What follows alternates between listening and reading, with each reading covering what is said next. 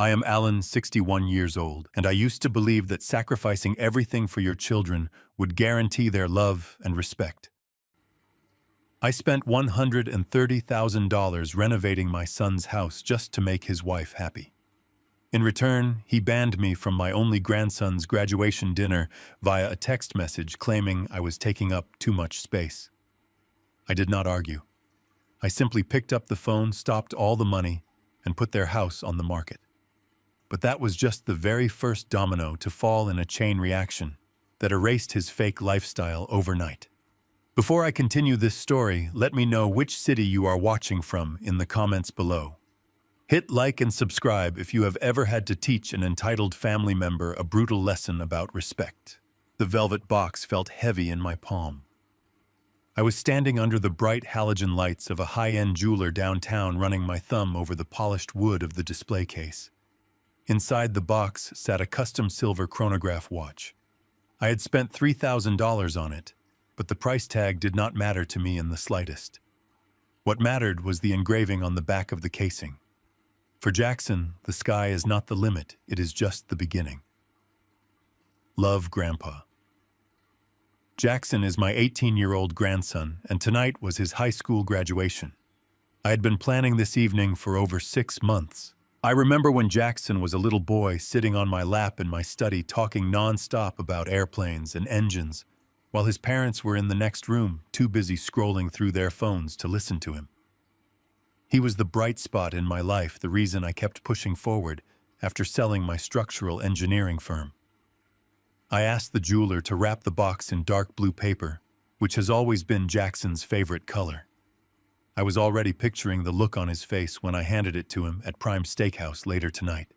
The jeweler was just handing me the receipt across the glass counter when my phone vibrated heavily in my chest pocket. I pulled it out, fully expecting a message from Jackson about what time I should pick him up for the ceremony. Instead, the screen displayed a text from my son Tyler. I wiped my reading glasses on my shirt and looked at the screen again, certain my eyes were playing tricks on me in the bright store lighting. The text read, "Dad skipped the graduation dinner tonight at Prime Steakhouse. Emma's family only. It is too crowded."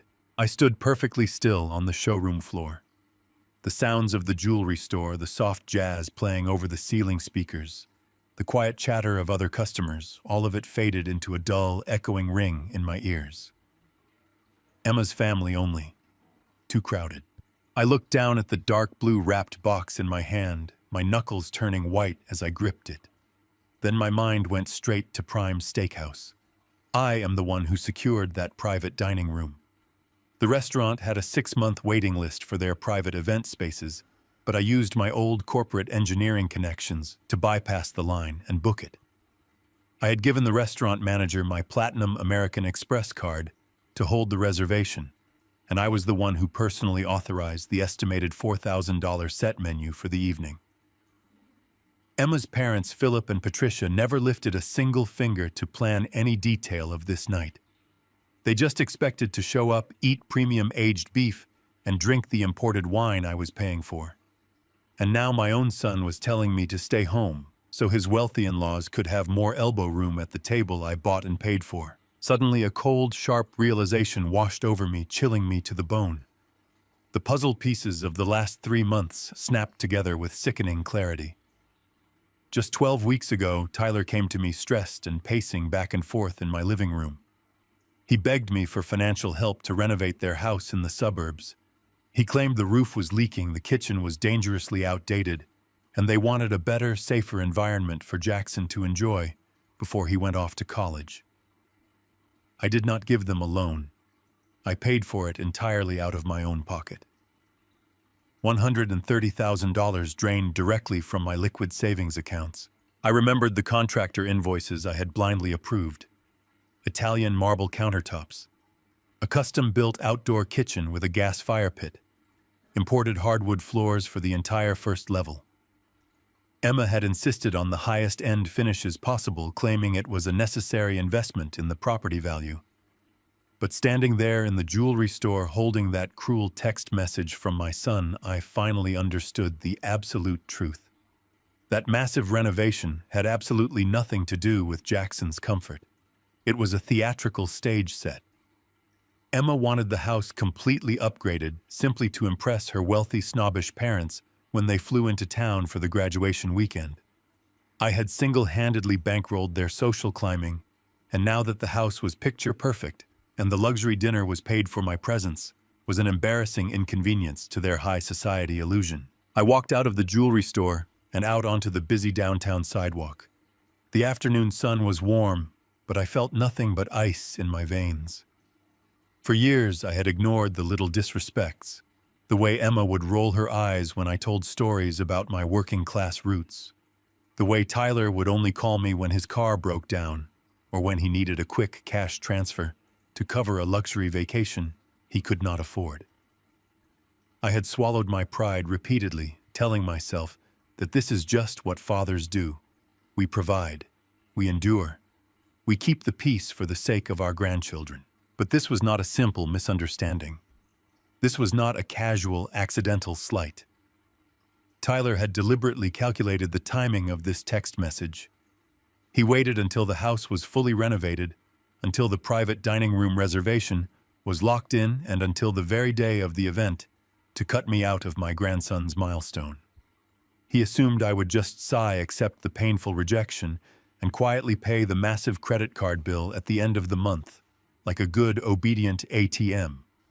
He assumed I was a passive wallet, completely devoid of any self-respect. I stopped walking. I stood near the curb and looked at the text message on my screen one more time. I did not type out an angry, emotional paragraph. I did not call him to demand an explanation or beg for a seat at my own table. Pleading with people who do not value your presence is a complete waste of breath. Instead, I opened the secure banking application on my phone. I scrolled past my checking and savings accounts and tapped directly on my Platinum credit card portal. Tyler had been an authorized user on my account for 5 long years. He carried a sleek metal card with his name on it, linked directly to my primary credit line. He originally asked for it for emergencies, which lately had morphed into expensive business lunches and designer clothes for Emma. I navigated to the card management tab. I selected Tyler's name from the authorized user list.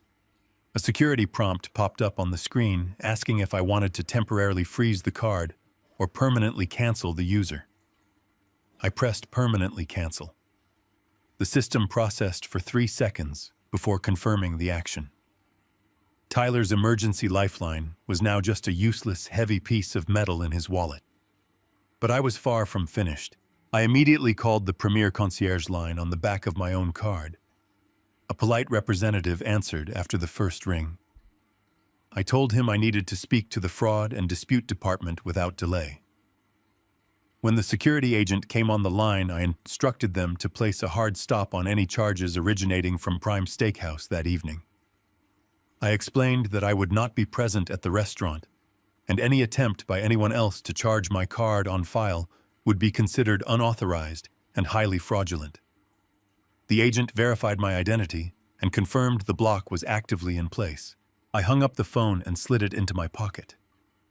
I took the velvet box containing Jackson's watch and placed it safely inside my inner jacket pocket. Tyler and Emma wanted an exclusive elite dinner with her parents. They wanted to play the roles of wealthy, independent hosts who had the world on a string. Tonight, they were going to get exactly what they asked for. They were going to have the private room all to themselves, but they were going to have to figure out how to pay the $4,000 check on their own. The first domino had been pushed. My son thought he could casually discard me after bleeding me dry, but he was about to learn a very hard lesson about the consequences of biting the hand that feeds you. The leather chair in my home office groaned softly as I leaned back. The house was completely silent. It was the kind of quiet that gives you time to think, time to let the anger settle into something much more dangerous, something cold and permanent. My desk was perfectly organized, just the way I liked it. A brass lamp cast a warm glow over a stack of structural blueprints I had been reviewing for an old colleague. But my eyes were not on the architectural drawings. They were glued to the glowing screen of my tablet, resting right in the center of the desk. I had the secure banking portal open set to automatically refresh every 30 seconds. I glanced at the vintage grandfather clock in the corner of the room. It was 8:45 in the evening. At Prime Steakhouse, they would be finishing up their main courses right about now. I could almost picture the scene perfectly. Philip and Patricia, Emma's parents, sitting at the head of the long oak table in the private room. They would be swirling glasses of $300 Cabernet, talking loudly about their country club, or Philip's logistics company, completely oblivious to the fact that the man funding their extravagant evening was sitting alone in a quiet suburban office. Tyler would be nodding along, playing the role of the successful executive, while Emma soaked in the approval of her snobbish parents. I took a sip of my black coffee. It had gone cold, but I did not care. I was waiting for the inevitable. I knew my son. Tyler always tried to show off when the bill arrived.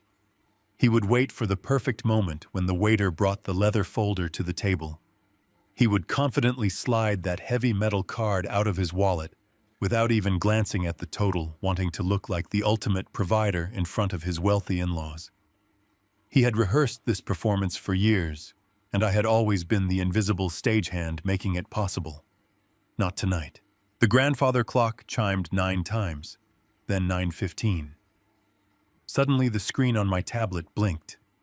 A new pending transaction appeared at the very top of the ledger. Prime Steakhouse, $4,250. I leaned forward, my heart beating with a steady, rhythmic thud. The status icon next to the staggering amount showed a spinning gray wheel as the restaurant system attempted to communicate with the bank. The wheel spun for exactly 4 seconds. Then the text turned bright crimson. Declined. Unauthorized card. A grim smile spread across my face. It was the most satisfying single word I had ever read on a screen. Declined. I imagined the waiter standing awkwardly by the table holding the machine.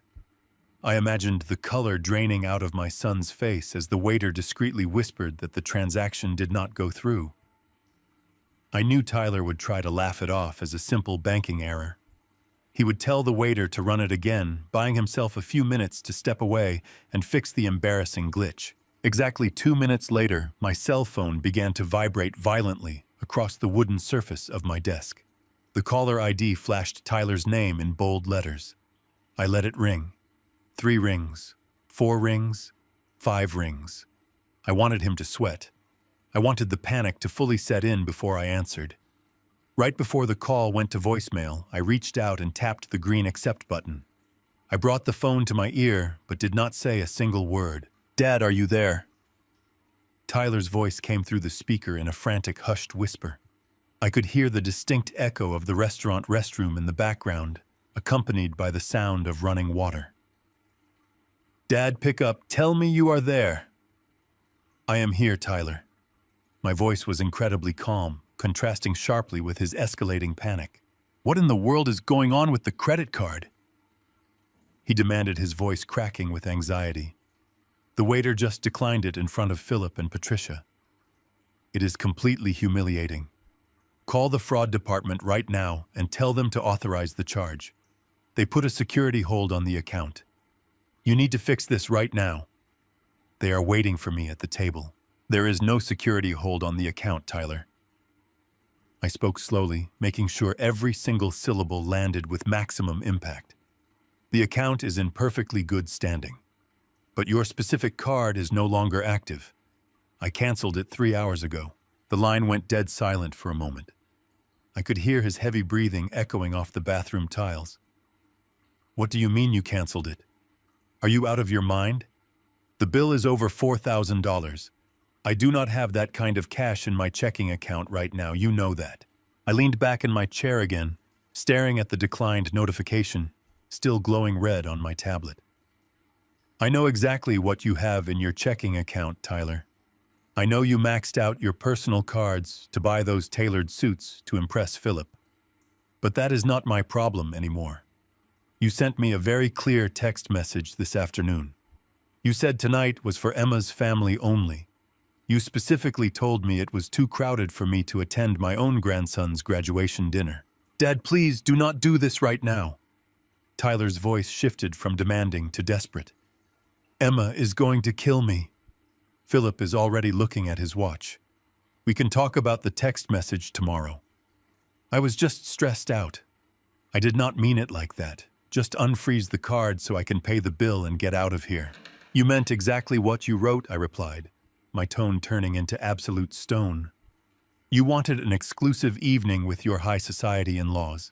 You wanted to pretend you operate on their financial level. Well, now is your chance to prove it to them. Since it is an Emma family-only event, the Emma family can foot the bill. Go back out there and ask Philip to open his wallet.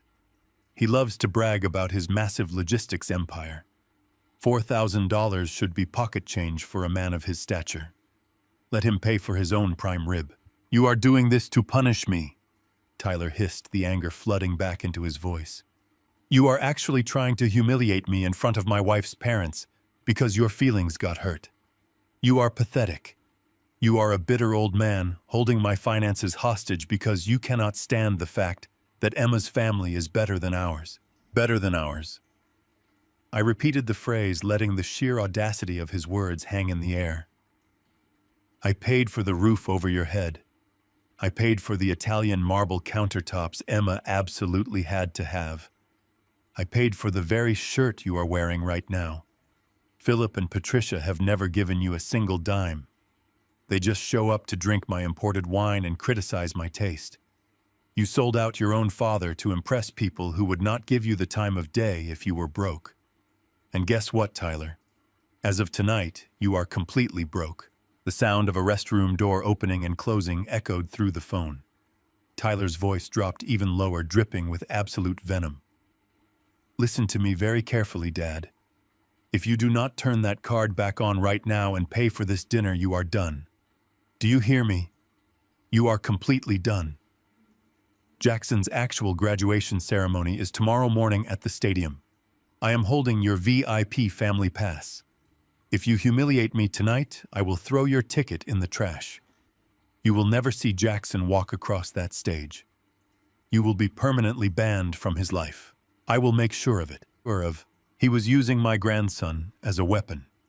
He thought threatening my relationship with Jackson would force me to instantly cave to open my wallet and apologize for stepping out of line.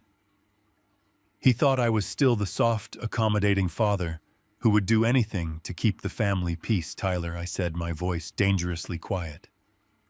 Enjoy washing the dishes.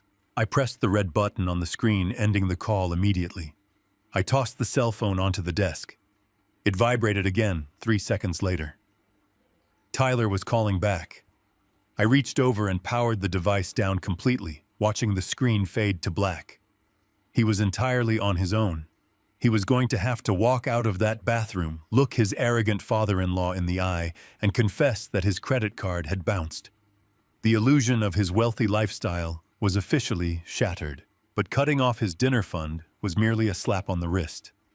If he wanted to play hardball and threaten to block me from my grandson's life, I needed to take away the very foundation he was standing on. He had forgotten who actually owned the ground beneath his feet. I opened the contact application on my computer desktop. I scrolled past the structural engineers and the city inspectors until I found the name I needed. I picked up the landline phone on my desk, the receiver feeling cold and heavy against my ear. I dialed the numbers deliberately, listening to the dual tones echo in the silent office. The line rang twice before a sharp, professional voice answered. Apex Real Estate, Colin speaking. How can I help you this late in the evening? Colin. It is Alan, I said, staring at the dark screen of my powered-down cell phone. I need you to list a property for me immediately. Top priority. I want a massive for sale sign hammered into the front yard by 8 o'clock tomorrow morning. I am selling the house my son lives in. The morning air was crisp and completely still. It was exactly 8 o'clock when the heavy diesel engine of a commercial contractor truck shattered the quiet of the upscale suburban neighborhood. I was parked half a block away, watching through the windshield of my car. My real estate broker, Colin, did not waste any time. He directed 2 men in heavy work boots to back the truck right up onto the pristine edge of the front lawn. They were not delivering lumber or carrying in new luxury furniture. They unloaded a massive wooden post painted bright white and a heavy iron mallet. The sound of the mallet striking the wood echoed heavily down the street. Thud, thud, thud.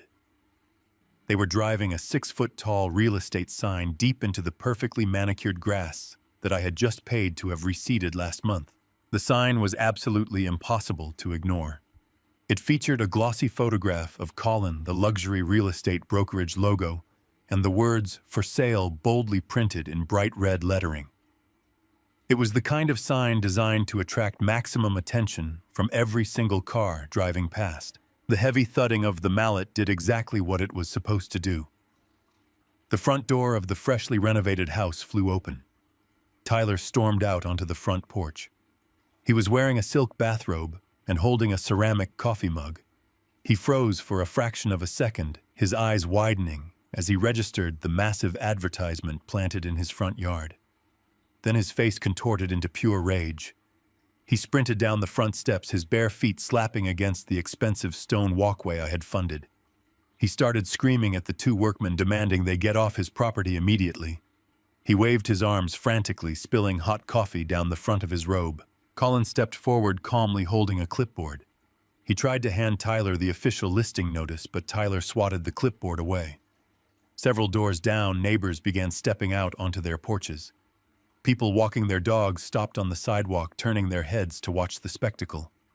Tyler realized he was creating a public scene. He pointed a shaking finger at Colin and the workmen, shouting that they were trespassing on private property and that he was calling the police to have them arrested. He pulled his cell phone from his pocket and aggressively dialed the emergency line. I sat in my car and waited. I did not intervene. I let him make the call. He was so incredibly arrogant, so convinced of his own manufactured reality, that he actually believed the authorities would protect his illusion. Through the large front window of the house, I could see the silhouette of Emma's father, Philip, pulling back the curtains to see what the commotion was about. The embarrassment Tyler was trying to avoid was unfolding directly in front of his wealthy father-in-law. Less than 10 minutes later, a county sheriff cruiser turned onto the street, its lights flashing silently. Two uniformed officers stepped out of the vehicle and approached the lawn. Tyler immediately ran up to them, playing the role of the outraged homeowner. He pointed at the real estate sign, then pointed at Colin, claiming these men had vandalized his property and were trying to run some sort of real estate scam. He demanded they be put in handcuffs for trespassing. That was my exact cue. I turned the ignition key, pulled my car away from the curb, and drove slowly down the street. I parked directly behind the police cruiser, cutting the engine. I stepped out of the car carrying a single brown manila envelope. I walked up the driveway with slow, deliberate steps. Tyler saw me approaching, and his face went completely pale. The aggressive bravado he had been displaying to the officers evaporated in an absolute instant. "Good morning, officers," I said, keeping my voice perfectly steady and respectful. "I believe my son is a bit confused about the situation here. I am the legal owner of this property." Tyler let out a desperate, forced laugh. "Do not listen to him," he told the police. "He is my father, but he is having some sort of episode. My wife and I own this house. We have lived here for 10 years. You can look at the mail inside. You can ask any of the neighbors." The lead officer looked at me, raising an eyebrow. I did not argue with Tyler. I simply opened the manila envelope and pulled out a stack of crisp, watermarked documents. I handed the official property deed directly to the officer. "I purchased this property a decade ago under the name of my private company, Apex Holdings LLC," I explained calmly as the officer reviewed the papers. "I am the sole managing member of that company. My son and his wife have never owned a single brick of this house. I allowed them to live here entirely rent-free for the past 10 years. The original arrangement was that they would save their money and eventually take over the mortgage or buy me out. Instead, they spent their money on luxury vacations and designer clothes, assuming they could just ride my coattails forever. As of this morning, I have decided to liquidate my asset." The officer flipped to the second page, verifying the state seals and the LLC registration documents that clearly listed my name. He then looked up at Tyler. The officer's expression shifted from professional curiosity to absolute annoyance. He realized Tyler had wasted their time and filed a false trespass complaint. "Sir," the officer said to Tyler, handing the documents back to me, "these papers are entirely in order. This gentleman's company owns the property. You are not the homeowner. In the eyes of the law, since you do not pay rent, and your name is not on the deed, you are legally considered a month-to-month tenant, or possibly just a long-term guest. He has every legal right to list the property for sale and place a sign in the yard." Tyler stood frozen on the grass. The neighbors were still watching. The facade of the wealthy independent executive was crumbling right out in the open under the morning sun. He had spent years bragging to these neighbors about his property value and his home improvements, all while secretly living completely rent-free on my dime. Now everyone on the street knew the truth. He was nothing but a squatter in his father's house. "You cannot do this," Tyler whispered, his voice trembling with a mixture of shock and sheer humiliation. "You cannot just sell our home from under us. We have nowhere to go. Jackson's graduation is in 3 hours. Emma's parents are inside watching us right now." I looked at him without a single ounce of pity. "You made it very clear yesterday that I am not part of your family events," I replied coldly. "So I am no longer part of your financial life. You wanted independence. Now you have it. Start packing your boxes." Just as I turned to walk back to my car, the front door of the house flew open again. Emma charged out onto the porch. She was fully dressed in an expensive floral designer dress, her hair perfectly styled for the graduation ceremony. But her face was red with fury. She marched down the steps, completely ignoring the police officers, and marched right up to my face. "You are a miserable, bitter old man," she screamed, her voice echoing down the entire street. "You think you can just kick us out because you hold the deed. You think you are so smart. Well, you are wrong. We are not month-to-month tenants, and you cannot sell this house." The lead officer stepped between us, holding his hand up to stop her. "Ma'am, you need to calm down. The legal owner has the right to sell the property." Emma turned her furious gaze to the officer, a triumphant, malicious smile spreading across her face. "He is not the only one with legal documents," she sneered. She pointed a manicured finger directly at my chest. "We have a signed, legally binding 5-year lease agreement. It guarantees us this property, and it cannot be broken by a sale. I have the paperwork in my safe right now, and I can prove it." She had just played her hand, completely unaware that she was about to turn a simple real estate eviction into a massive federal crime. The officer took the paper from her hand. He pulled a pair of reading glasses from his uniform pocket and scanned the paragraphs. Tyler walked up behind his wife, looking completely bewildered. It was obvious he had absolutely no idea this document even existed. He stared at Emma with a mix of confusion and sudden hope. Emma did not look at him. She kept her eyes locked on me, her chin raised high, daring me to challenge her in front of the authorities. She thought she had outsmarted me. She thought a simple piece of paper was the ultimate shield against the consequences of her own arrogance. The officer handed the paper back to Emma and let out a long, exhausted sigh. He turned to me and shook his head. "Sir," he said, his tone entirely neutral, "she has a notarized lease agreement with what appears to be your signature on it. Whether or not this document is entirely legitimate is not something I can determine standing here on the grass. As far as the law is concerned right now, this is a civil dispute over a contract. We cannot enforce an eviction or remove them from the property today. You will have to take this up with the housing court." The two officers turned around, walked back to their cruiser, and drove away. Emma let out a loud, mocking laugh. She turned to Colin, my real estate broker, and told him to get his ugly sign off her lawn before she called the city code enforcement. Colin looked at me, waiting for instructions. I did not yell. I did not demand to see the paper. I simply walked up to Emma. She held the document tight against her chest, but she was not quick enough to hide the bottom half. I looked down at the ink. The signature at the bottom was supposed to be mine, but it was a clumsy, amateurish attempt. The loop on the capital A was entirely wrong, and the slant of the letters leaned heavily to the left. I write with my right hand using sharp, rigid strokes that I perfected during 4 decades of drafting engineering blueprints. The signature on that page was a blatant, desperate forgery. I looked Emma right in the eyes. I did not say a single word. I just gave her a slow, cold smile. I turned around, signaled for Colin to leave the sign exactly where it was, and walked back to my car. I got in, started the engine, and drove away from the suburban neighborhood, heading straight for the commercial district downtown. My destination was the glass and steel high-rise that housed the corporate law firm of my primary attorney, Cameron Reed. Cameron was not a family lawyer. He did not deal in emotional disputes or petty neighborhood arguments.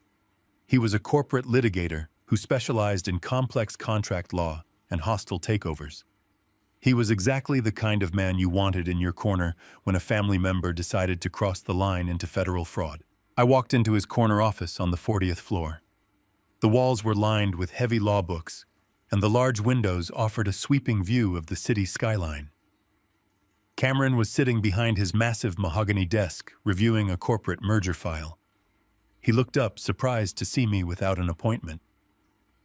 I sat down in the leather chair across from him and explained exactly what had just happened on the front lawn. I described the crumpled piece of paper, the $1 monthly rent, and the terrible forgery of my signature. Cameron did not waste any time. He leaned forward, his professional curiosity entirely piqued. He opened his laptop and logged into the state registry of public notaries. Every single notary stamp has a unique identification number that corresponds to a specific registered individual. I had memorized the name and the identification number stamped on Emma's fake lease during the brief moment she held it out. I recited the numbers to Cameron. He typed the information into the database and hit the search key. We sat in silence for a few moments, the only sound in the room being the low hum of the air conditioning. Finally, the search results populated on his screen. Cameron read the profile, his eyebrows raising slightly. He turned the laptop screen toward me so I could see the official registry. The notary stamp belonged to a woman named Sarah Jenkins. Her registered place of employment was listed right beneath her name. It was a corporate address. It was the exact headquarters of Phillips International Logistics Company. The paralegal who illegally stamped and certified that forged document worked directly for Emma's wealthy father. The puzzle piece locked into place perfectly. Emma had panicked when she realized I was cutting them off. She did not have the money or the legal standing to fight me in court. So she used her father's corporate resources. She likely slipped the document onto the desk of an obedient low-level paralegal at Phillips Company, demanding a quick notary stamp as a personal favor for the boss's daughter. She assumed that an official-looking stamp would be enough to scare away the local police and intimidate me into backing down. She assumed wrong. Cameron closed the laptop, his expression turning incredibly serious. "Alan," he said, his voice completely devoid of any humor, "your daughter-in-law has made a catastrophic miscalculation. Forging a signature on a lease is one thing. But bringing a forged, fraudulently notarized document out of a house and presenting it to sworn law enforcement officers to deliberately obstruct the legal sale of a multi-million-dollar property elevates this far beyond a simple civil dispute." I leaned back in the chair, absorbing the weight of his words. "What exactly are we looking at, Cameron?" "We are looking at felony title fraud and the use of forged documents to deceive law enforcement," Cameron replied, pulling a fresh legal pad from his drawer. "And because she utilized a notary stamp registered to an interstate commerce logistics corporation, we can easily argue that this crosses the threshold into federal jurisdiction. By trying to save her fake suburban lifestyle, she just handed us the keys to her absolute destruction." Cameron picked up the silver pen from his desk. He did not ask if I wanted to give her a second chance. He knew me too well for that. He asked for my formal authorization to proceed with a scorched earth legal strategy. I gave a single firm nod. Cameron picked up his office phone and dialed the direct line to the district attorney's fraud division. He identified himself and immediately requested to file an urgent criminal report regarding a coordinated title fraud scheme involving employees of Phillips Logistics Company. He provided the exact notary identification number and outlined the events of the morning. I sat in the quiet office listening to my attorney set the massive gears of the criminal justice system into motion. Emma thought she was so incredibly clever this morning. She thought that fake piece of paper was her ultimate victory. She had no idea that by pulling it out of her safe, she had just committed a major federal offense. The trap was set, the authorities were notified, and the timer on her manufactured reality had just hit 0. I left the glass and steel building of my attorney's corporate office and walked back to my car. The afternoon sun was hot, beating down on the pavement, but my mind was operating with cold, absolute clarity. Emma thought her forged 5-year lease was a brilliant tactical move to secure her wealthy lifestyle. But in her arrogant rush to outsmart me, she completely failed to understand the basic legal responsibilities that come with claiming to be the primary leaseholder of a massive suburban property. For the past 10 years, my company Apex Holdings had not only provided the physical roof over their heads, but had also quietly absorbed the staggering operational costs of the estate. The central air conditioning, the municipal water supply, the natural gas for the custom outdoor fire pit. Emma absolutely had to have all of it was billed directly to my corporate accounts. They never saw a single envelope. They never had to log into a portal to pay a late fee. They lived in a magical, consequence-free bubble where the lights simply turned on whenever they flipped a switch. I sat in the driver's seat of my car, turned on the engine, and let the air conditioning cool the cabin. I pulled out my cell phone and navigated to the Municipal Utility Board website. I found the direct phone number for the Commercial Accounts Division and dialed it. A customer service representative answered after a brief hold. I provided my corporate tax identification number and verified my identity as the sole managing member of the company. I informed the representative that Apex Holdings was immediately severing all financial ties to the property.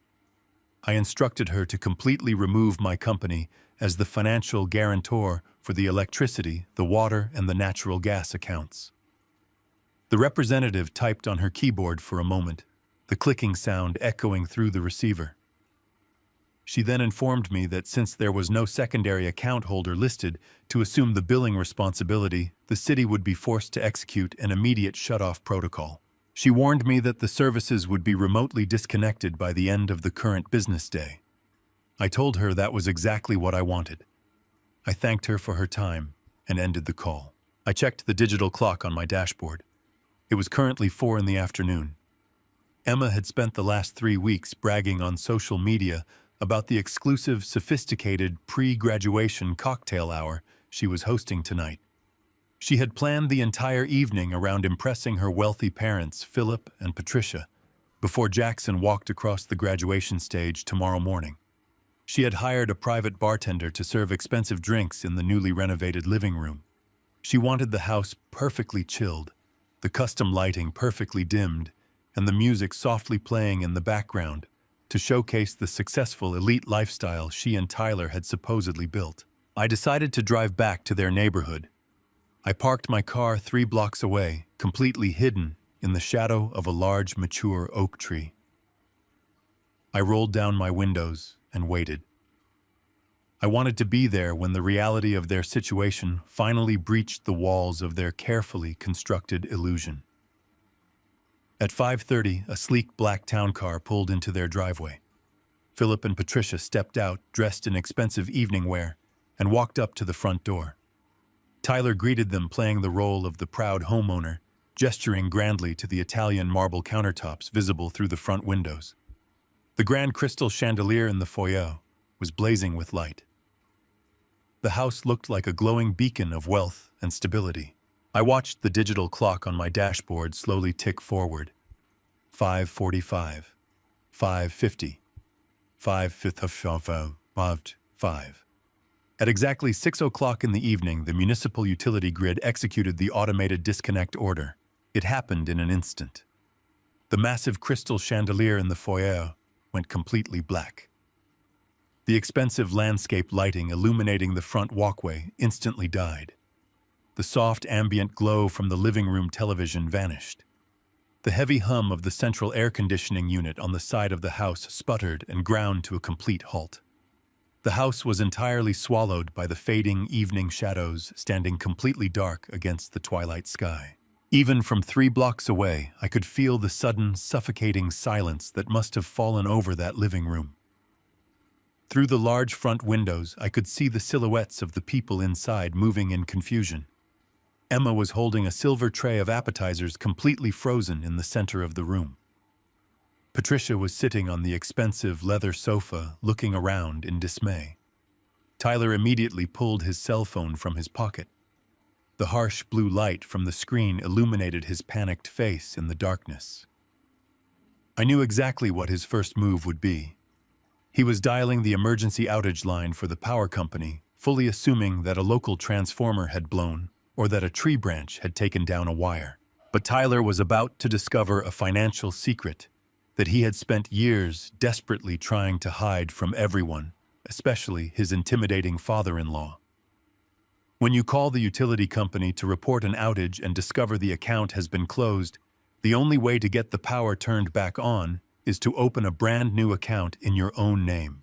And opening a new account requires the utility company to run a hard check on your personal Social Security number to verify your creditworthiness. For years, Tyler had paraded around town acting like a highly successful corporate vice president. He drove a leased luxury car, wore tailored suits, and bought Emma whatever designer handbag she pointed at. But his massive salary was an absolute illusion. He had been secretly financing his entire lifestyle through high-interest credit cards and predatory personal loans. He had maxed out every single line of credit available to him just to keep up appearances. His debt-to-income ratio was catastrophic, and his credit score was completely ruined. He had buried this massive financial disaster deep underground, terrified that Philip would find out his daughter had married a man drowning in reckless debt. I watched through the window as Tyler paced back and forth in the dark living room with the phone pressed to his ear. I could perfectly imagine the conversation happening on the other end of the line. The utility representative was running his Social Security number and staring at a screen full of severe credit delinquencies. Because his credit was so atrocious, the city municipal board would not simply flip the switch and trust him to pay the monthly bill. They would mandate a severe financial penalty to mitigate their risk. They required a mandatory, non-refundable security deposit of $1,500 payable immediately in cash or certified funds before they would even consider restoring the electricity and the water. Tyler stopped pacing. He stood frozen in the middle of the dark room. His checking account was empty. His credit cards were maxed out. His authorized user card tied to my account was permanently canceled. He did not have $1,500 to his name. He was a supposed corporate vice president, standing in a multi-million-dollar house, and he could not afford to turn his own lights on. Philip, a man who had built a massive international logistics empire with ruthless efficiency, stood up from the leather sofa. He did not tolerate incompetence, and he certainly did not tolerate sitting in a hot, dark room while his ice melted. Even from my car, I could see the aggressive posture of Philip confronting his son-in-law. He pointed his finger at Tyler, demanding to know what was taking so long. He asked Tyler why a man of his supposed professional stature could not manage to resolve a simple household issue. He demanded to know why the power company was refusing to turn the lights back on for a man who claimed to make $250,000 a year. Tyler lowered the phone from his ear. The blue light from the screen faded, plunging his face entirely into the shadows. He had absolutely no answer to give. He could not blame a storm. He could not blame a broken wire. He was completely trapped between the crushing reality of his hidden financial ruin and the piercing, judgmental stare of the father-in-law he had sacrificed me to impress. The walls of his fake suburban kingdom were collapsing right on top of him, and I was the one who had finally turned off the lights. The morning sun was already baking the pavement when I pulled into the parking lot of a quiet diner on the edge of the city. I was not wearing a suit today. I was dressed in simple slacks and a button-down shirt. At this exact moment, I should have been sitting in the front row of the high school stadium watching my grandson receive his diploma. Instead, I was sitting in a vinyl booth across from a man named Mark. Mark was the lead contractor I had hired 3 months ago to execute the massive renovation on the suburban house. He was a tough, no-nonsense guy who built his construction business from the ground up. He was the kind of man who respected contracts, valued hard work, and absolutely hated being messed around by clients. I ordered a black coffee and waited for the waitress to walk away before I slid a thick legal folder across the table. Mark wiped his hands on a paper napkin and opened the folder. Inside was a formal, notarized stop work order drafted by my corporate attorney earlier that morning. It officially terminated the renovation project effective immediately. Mark stared at the paper, his jaw tightening. He looked up at me, his eyes narrowing in clear frustration. He stated that the job was 90% complete and that I still owed his firm the final installment of $40,000. He told me he had already paid his subcontractors their weekly wages and had purchased the remaining high-end materials entirely out of his own pocket. I kept my voice perfectly level. I explained that the property was now the subject of an active criminal investigation. I told him about the forged lease and the felony title fraud my daughter-in-law had just committed the day before. I made it entirely clear that my company, Apex Holdings, was freezing all financial assets related to that address until the district attorney concluded their investigation. Because the property was under fraudulent dispute, I could not legally authorize the final payment for materials installed on a compromised site. Mark leaned back in the booth, running a heavy, calloused hand over his face. He was angry, but he was a seasoned businessman. He understood legal liability and the danger of getting tangled in a federal fraud case. However, he pointed out that $40,000 was a massive deficit for his small company to absorb. He specifically mentioned the custom luxury appliances Emma had demanded during the final design phase. There was a massive stainless steel smart refrigerator, an imported 8-burner gas range, and a dual convection oven system. He had delivered and placed them in the kitchen just 2 days ago to prepare for the graduation party. Because my final check was supposed to cover them, they were technically unpaid for. That was exactly the opening I was waiting for. I took a sip of my coffee and looked him directly in the eye. I reminded him of a very specific legal clause in the master contract he had signed with my company. I told him that because the agreement was strictly between Apex Holdings and his construction firm, my son Tyler had absolutely no legal authority over the project whatsoever. Tyler did not sign the checks. Tyler did not approve the blueprints. Tyler was nothing more than an unauthorized bystander living in the house. And according to state construction law, any unattached materials or appliances delivered to a job site that have not been paid for in full remain the absolute legal property of the contractor until the final invoice is cleared. I told Mark that I was not going to pay him the $40,000 today, but I was also not going to stop him from going to the house right now and legally repossessing every single piece of unpaid equipment to recoup his financial losses. A slow, understanding smile spread across his face. He realized I was handing him the perfect legal loophole to get his money back, without having to drag my company into civil court. He closed the folder, slid it into his canvas work bag, and stood up from the booth. He pulled his phone from his pocket and immediately dialed his site foreman. He did not even bother saying goodbye to me. He just barked loud orders into the phone, telling his crew to drop whatever job they were currently doing and meet him at the suburban estate with 3 heavy-duty box trucks and 4 steel appliance dollies. I finished my coffee in peace. I paid the bill and drove home. I did not follow him to the house. I did not need to. I already knew exactly how the scene was going to play out, and I wanted Tyler to face the absolute terror of the situation without me there to act as a buffer. At 10 o'clock in the morning, the heavy rumble of 3 massive commercial box trucks shook the quiet suburban street. Tyler and Emma were likely exhausted. They had spent the entire night sweating in the summer heat inside a completely dark house, unable to run the air conditioning, unable to take a hot shower, and unable to keep their expensive party food from rotting in the warm refrigerator. Philip and Patricia had probably stayed the night, trapped in the miserable, suffocating environment, because their own pride would not let them flee to a hotel and admit the evening was a total disaster. Mark marched straight up the front walkway, flanked by 6 large men wearing heavy work boots. He did not ring the doorbell. He pounded his heavy fist against the wood until Tyler ripped the door open. Tyler looked terrible. His expensive clothes were wrinkled, and he had dark circles under his eyes. He tried to puff out his chest, demanding to know what Mark was doing there, and threatening to call the police for harassment. Mark just laughed directly in his face. He pulled the master contract from his bag and shoved it against his chest. He loudly informed Tyler that the project was terminated, the final payment was canceled, and he was there to collect his property. Tyler tried to block the doorway. He shouted that he was the homeowner and that nobody was taking anything out of his house. Mark did not waste time arguing with a man who had 0 legal standing. He simply signaled his crew.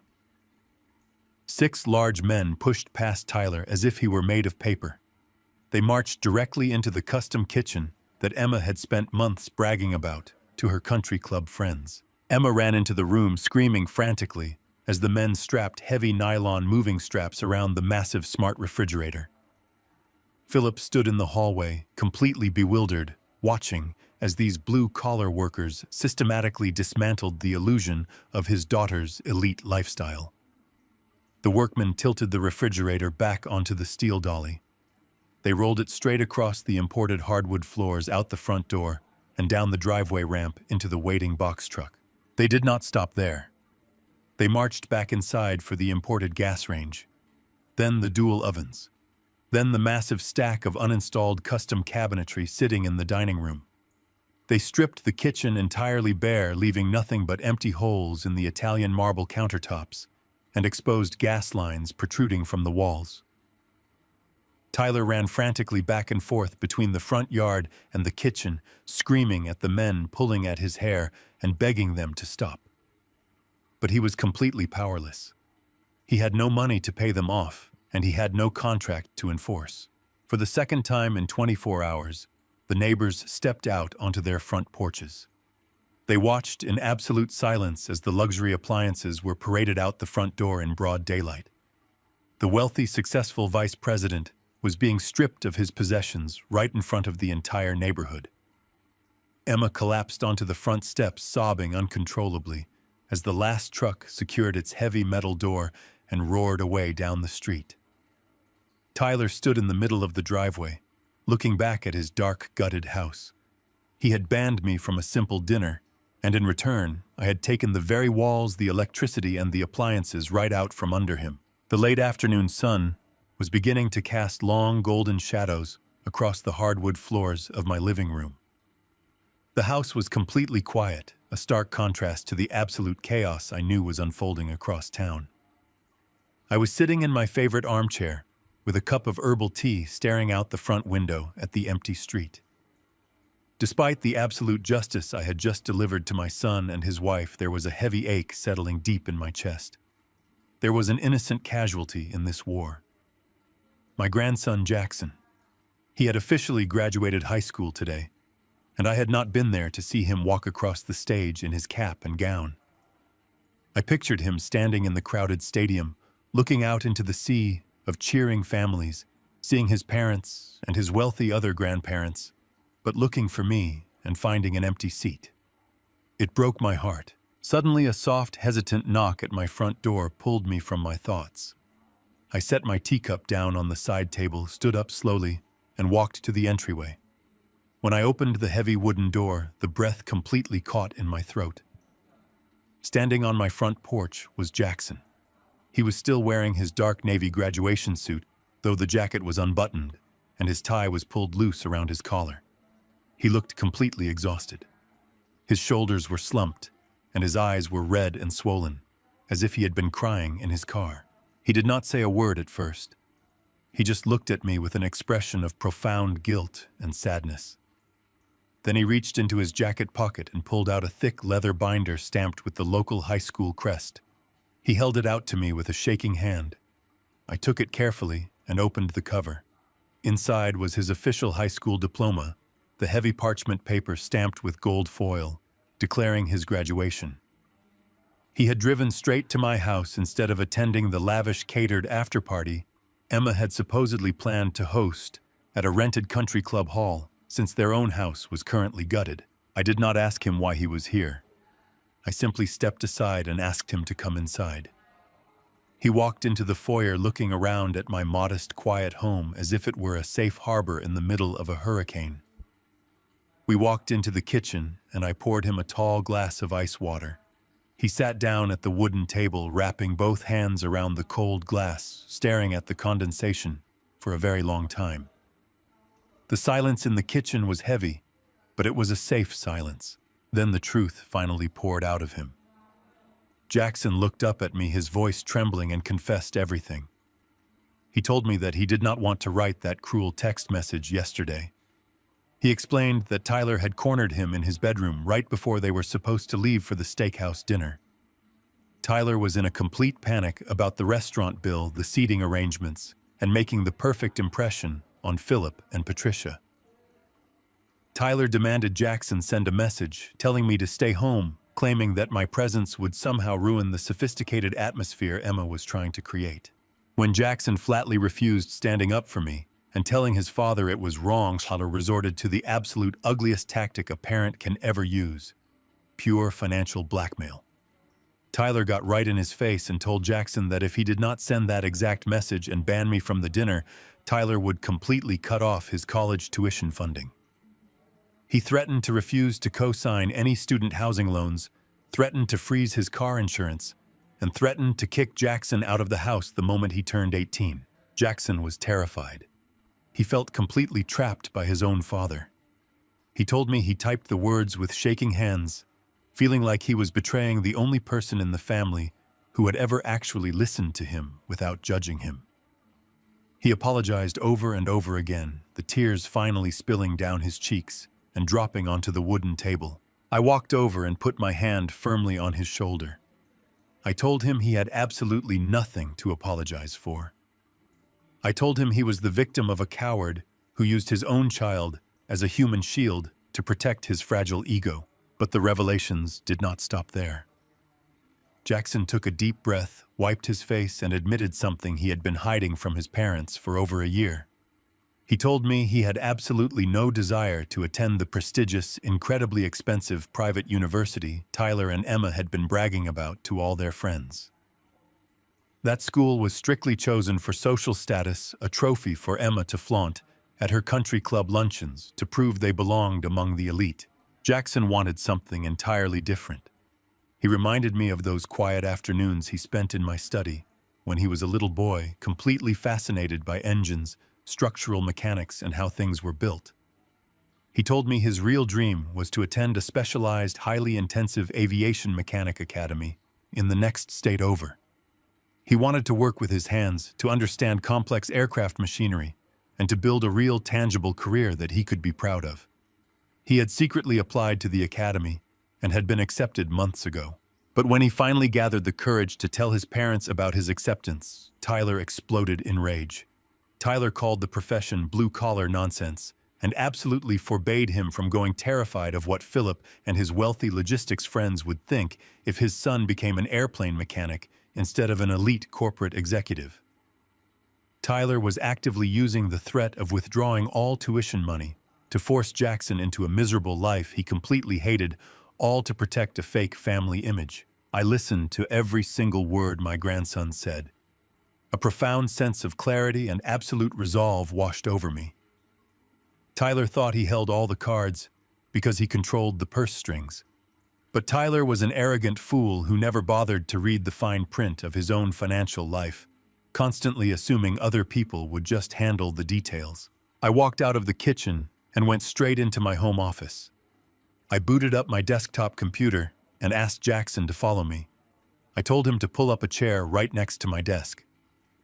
I opened my secure web browser and logged into my master financial portal. I did not navigate to my checking account or my corporate holdings.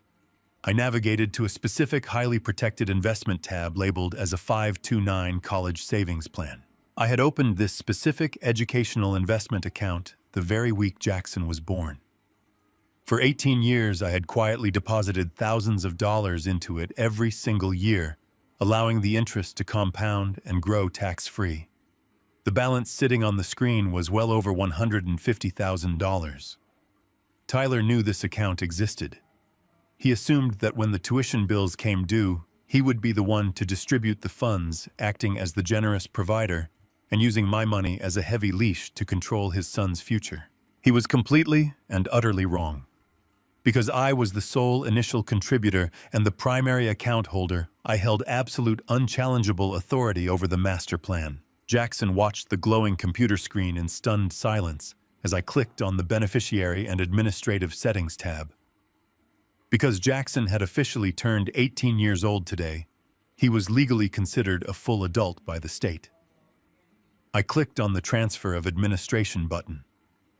I slowly and deliberately typed his full legal name into the primary administrator box. I filled out his personal email address and his cell phone number for the security verification. I transferred complete and total control of the entire $150,000 educational trust directly to him. I hit the final confirm button.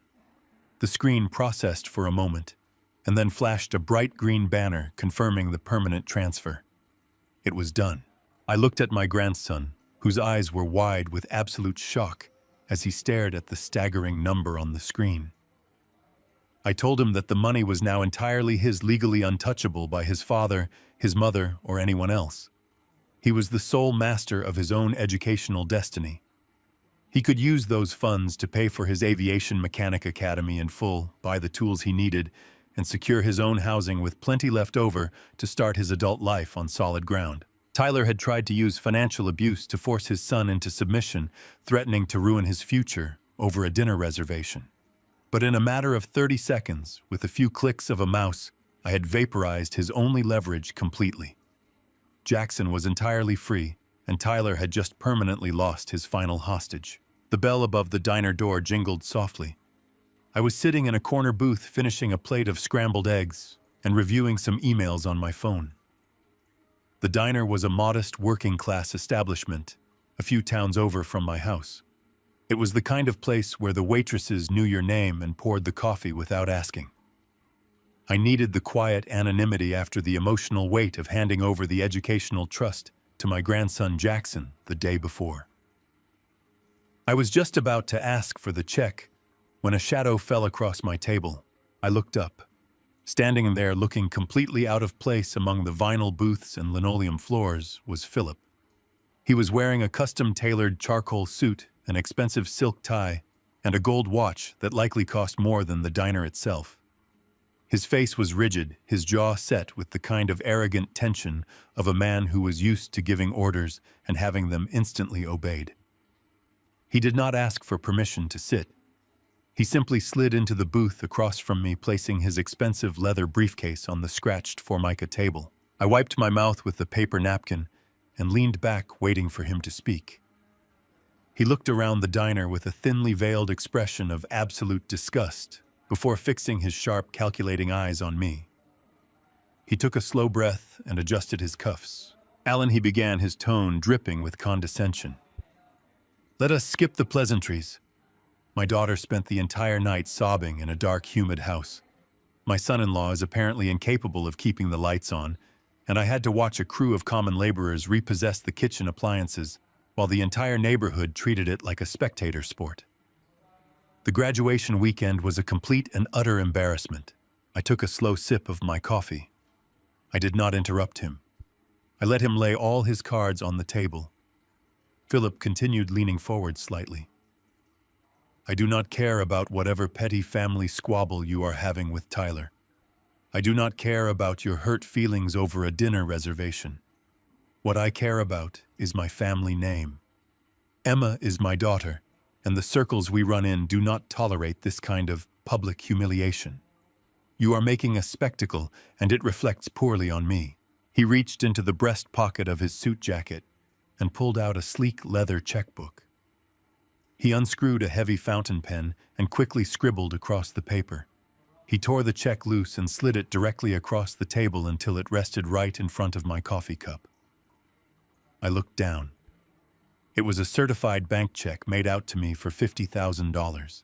"Take the money," Philip ordered, his voice low and authoritative. "Consider it a premium buyout. You will sign the property deed over to Tyler and Emma by the end of business today. You will call off your real estate agent, and you will completely disappear from their lives. You take your $50,000, you go buy yourself a nice condominium somewhere quiet, and you stop dragging my daughter's name through the mud." It is a very generous offer for a man in your position. I stared at the check. $50,000. To a man like Philip, it was pocket change. It was a simple hush money payment designed to sweep a problem under the rug and protect his pristine country club reputation. He actually believed he could buy his way out of the consequences. He believed that because he had money, he automatically possessed authority over me. I did not touch the piece of paper. I simply reached into the inside pocket of my own jacket and pulled out a neatly folded document. I placed it on the table right next to his check. "I do not want your money, Philip," I said quietly. "And even if I did, you do not have enough money in the world to buy that house. But since you are so incredibly concerned about your family name, I suggest you read what I just placed in front of you." Philip frowned. He looked at the folded paper, then back at me, clearly irritated that his grand financial gesture had not immediately resolved the situation. He reluctantly reached out and opened the document. It was a copy of the official police report drafted by my attorney, Cameron Reed. Attached to the back of it was a photocopy of the forged 5-year lease Emma had presented to the county sheriffs the morning before. I watched Philip's eyes scan the first page. At first, his expression was merely annoyed. But as he reached the second page, I saw the exact moment the devastating reality of the situation finally pierced his arrogant armor. The color began to rapidly drain from his face. The rigid posture of the powerful CEO completely evaporated, replaced by the terrified slouch of a man watching his empire crumble. "Let me explain exactly what you are looking at," I said, making sure my voice carried no emotion whatsoever. "Yesterday morning, your daughter realized she had no legal right to the house.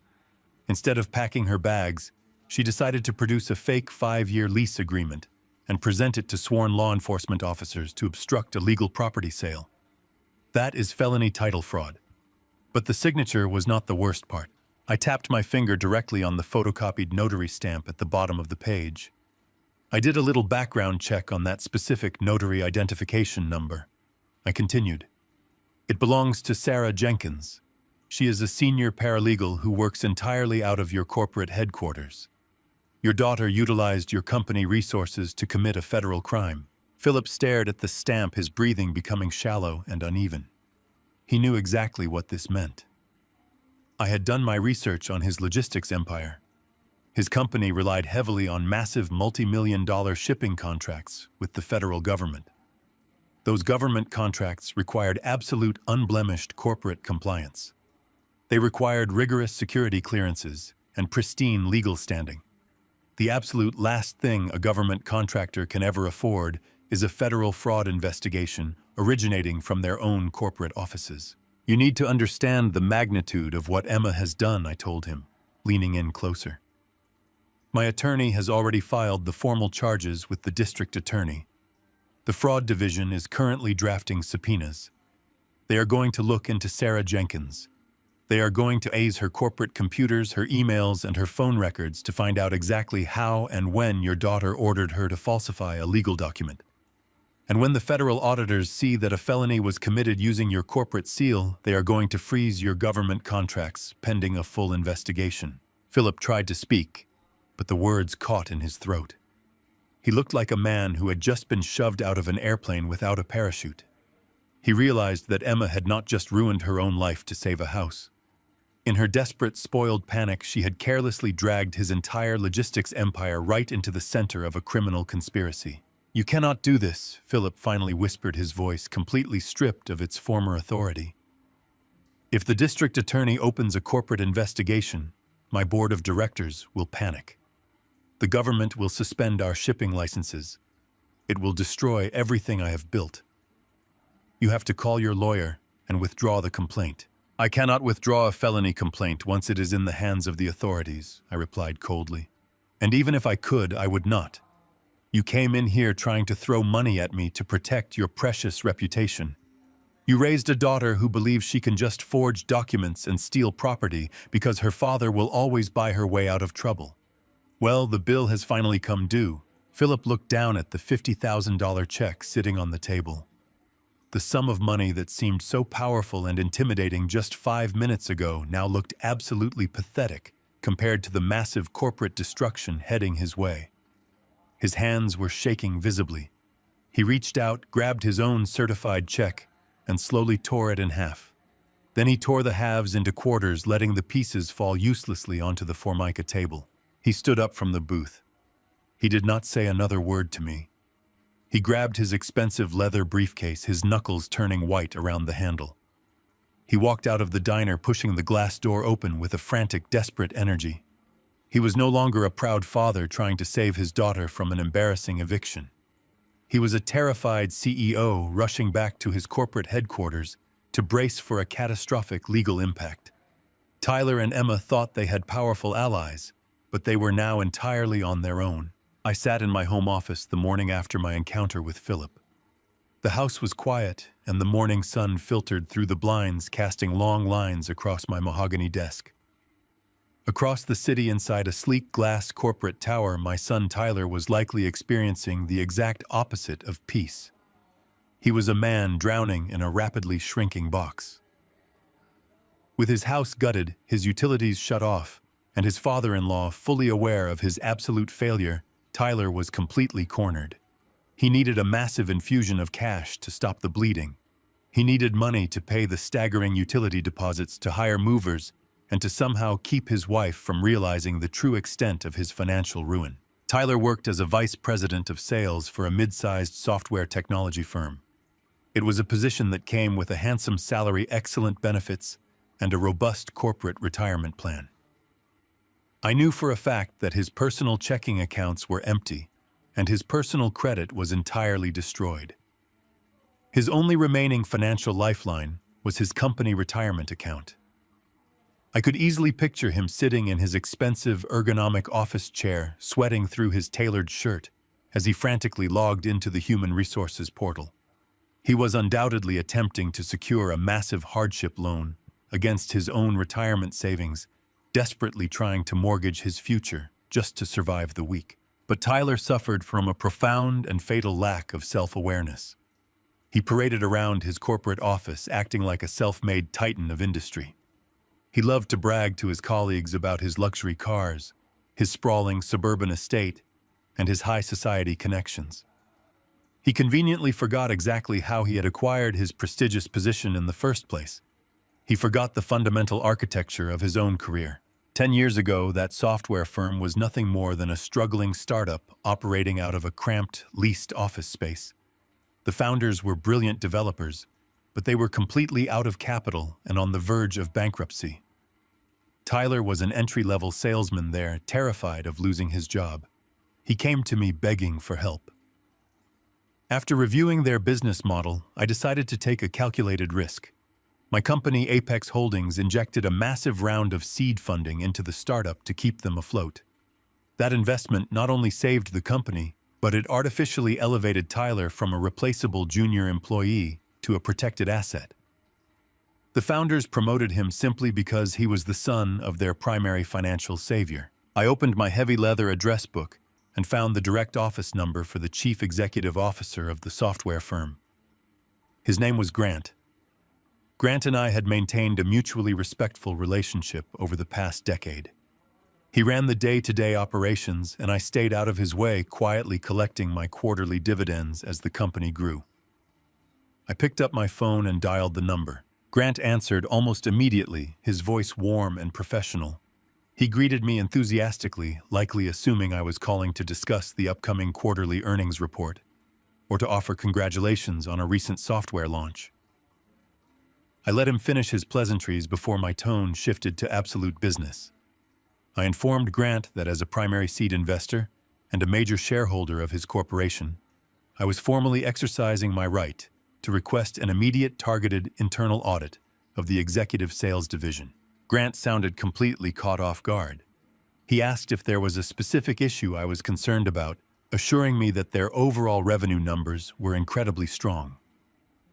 I told him my concern was not with the incoming revenue, but with the outgoing executive expenditures.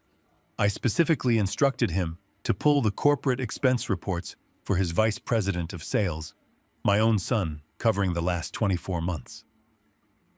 I told Grant to look very closely at the receipts categorized under client entertainment and business travel.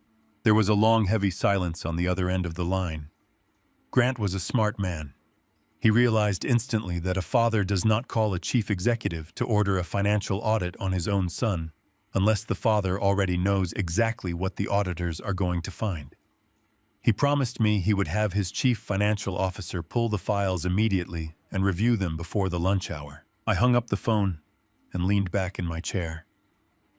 I knew exactly what they were going to find, because the truth of Tyler and his lifestyle had become glaringly obvious to me over the past few days. Tyler simply did not make enough legitimate salary to support Emma and her insatiable appetite for luxury, even with me paying for their housing. To keep up the grand illusion, Tyler had been treating his corporate expense account like a personal slush fund. Whenever Emma demanded a romantic weekend getaway, Tyler would book first-class flights to tropical resorts, falsely logging the trips in the corporate system as out-of-state client acquisition meetings. When Emma wanted to impress her country club friends with a lavish dinner at a five-star restaurant, Tyler would pay the bill with his corporate card, claiming he was entertaining potential software buyers. He was systematically stealing thousands of dollars from his own employer to finance his wife and her high society fantasies, burying the theft under a mountain of fake receipts and fabricated client names. He had grown so comfortable in his untouchable status as the investor son that he believed nobody would ever dare question his spending. Less than 2 hours later, my phone rang. It was Grant. His voice was no longer warm. It was completely rigid with corporate liability and barely suppressed anger. He informed me that the finance team had pulled the files just as I requested. The discrepancies were massive, blatant, and entirely undeniable. They had found over $40,000 in fraudulent charges, ranging from luxury spa treatments to imported wine purchases, all coded as corporate team building and client outreach. Grant told me that at this exact moment, Tyler was sitting at his desk actively trying to finalize a $50,000 loan against his retirement account. But before Tyler could click the final submission button, the human resources portal permanently locked him out of the system. The screen on his computer went completely blank. A moment later, 2 corporate security guards and the director of human resources walked directly into his glass-enclosed office. They did not give Tyler a chance to explain or to call his wife. They ordered him to stand up and step away from his desk. They demanded he hand over his corporate credit card, his building access badge, and his company-issued laptop. They informed him right in front of the entire sales floor that he was the subject of an active investigation for corporate theft and expense fraud. Because the evidence was already overwhelming, they told him he was being suspended immediately pending a final termination hearing. Grant apologized to me on the phone, clearly worried that I would pull my investment capital because he had to discipline my son. I stopped him immediately. I told Grant he was doing exactly what an ethical chief executive should do to protect his company. I assured him my investment would remain completely secure, and I fully supported whatever legal and administrative actions he needed to take against a thief, regardless of our blood relation. I ended the call and looked out my office window at the bright afternoon sky. Tyler had walked into his office that morning desperately hoping to secure a loan to save his fake suburban kingdom. Instead, he was escorted out of the lobby by security guards carrying his personal belongings in a small cardboard box. He had no company car. He had no access to his retirement funds. And most devastating of all, his substantial corporate salary was completely frozen. His income had just dropped to absolute zero overnight, leaving him completely defenseless against the financial hurricane that was about to hit him. Tyler returned to the completely dark and gutted house in a state of absolute shock. He had just been escorted out of his lucrative corporate job by security guards, and his income was entirely frozen. He slumped onto the expensive leather sofa in the living room, staring blankly at the empty space where their luxury television used to hang. He was completely catatonic, entirely paralyzed by the sudden and catastrophic collapse of his manufactured reality. This left his wife Emma entirely alone to manage the rapidly escalating disaster. Emma was panicking. They had absolutely no cash to pay the massive utility deposit required to turn the lights back on. They had no money for groceries. Philip, her wealthy father, was currently completely consumed by his own desperate attempts to protect his logistics empire from a federal fraud investigation, and he was absolutely furious with her. He was not going to send her a single dime. Emma needed an immediate infusion of fast cash to survive the week, and she needed it before the sun went down again. She began pacing through the dark hallways of the house, her mind racing for any possible solution. She walked past the empty kitchen and headed toward the door that led down to the basement. During the massive renovation project that I had foolishly funded, we had completely transformed the basement into a luxury private suite. It had its own separate side entrance, a small kitchenette, and a beautifully tiled bathroom. Because it was located below ground level, it was naturally insulated and slightly cooler than the stifling heat of the upper floors. Emma realized it was the only part of the house that still held any functional value. She pulled out her cell phone and took several photographs of the suite. She carefully angled the camera to capture the high-end finishes while avoiding the shadows caused by the lack of electricity. She immediately downloaded a highly popular application for short-term vacation rentals. She created a brand new host profile and uploaded the carefully cropped photographs. She wrote a glowing description of a private, exclusive suburban retreat, conveniently leaving out the fact that the property currently lacked running water and municipal power. She set the nightly rate ridiculously high, desperately hoping to trap a wealthy traveler or a naive tourist who needed last-minute accommodations. She clicked the publish button and waited, convinced she had just found a brilliant loophole to generate untraceable cash. I was sitting quietly in my home office across town, completely unaware of her specific plan, but I was not leaving anything to chance. When I listed the property for sale, I had instructed my real estate broker to set up an automated digital alert for the property address across all major online platforms. This is a standard security measure to ensure no unauthorized parties try to claim ownership of the listing. My computer chimed softly with a new notification. I opened the email and found a direct link to a short-term rental application. There, glaring brightly on my computer screen, was a brand new listing for my own basement suite, hosted by Emma. Emma had grown up surrounded by wealth, but she had never bothered to educate herself on the tedious details of municipal law. The suburban neighborhood where my house is located is part of a highly exclusive and strictly regulated residential zoning district. Years ago, the local city council passed a draconian ordinance completely banning all short-term commercial rentals. They did this to prevent investors from turning the quiet suburban streets into a rotating door for tourists and loud parties. Running an unauthorized commercial hotel out of a residential home in this specific neighborhood does not simply result in a polite warning letter from a homeowner association. It constitutes a severe municipal violation that carries an immediate crushing fine of $5,000 per occurrence, and it legally categorizes the entire property as an illegal commercial enterprise. I did not call Emma to demand she take the listing down. I did not call the local police. I reached for my phone and dialed the number for a private investigative firm that I had utilized for corporate background checks during my engineering career. I hired a highly experienced private investigator named Vance. I gave Vance very specific and clear instructions. I told him to create a guest account on the rental application and immediately book the basement suite for a single night. I authorized him to use my corporate credit card to pay whatever exorbitant fee Emma was demanding without any negotiation. I needed the digital paper trail of the financial transaction to be absolutely bulletproof, Within 10 minutes, Vance confirmed the booking was complete. Emma accepted the reservation almost instantly. She was undoubtedly thrilled by the sudden influx of cash hitting her account, completely oblivious to the fact that she had just accepted money from a licensed investigator hired by the very man she was trying to outsmart. She thought she was solving her immediate cash flow problem, but she was actually sealing her own fate. Later that evening, as the sun began to set, Vance pulled up to the house in an unmarked vehicle.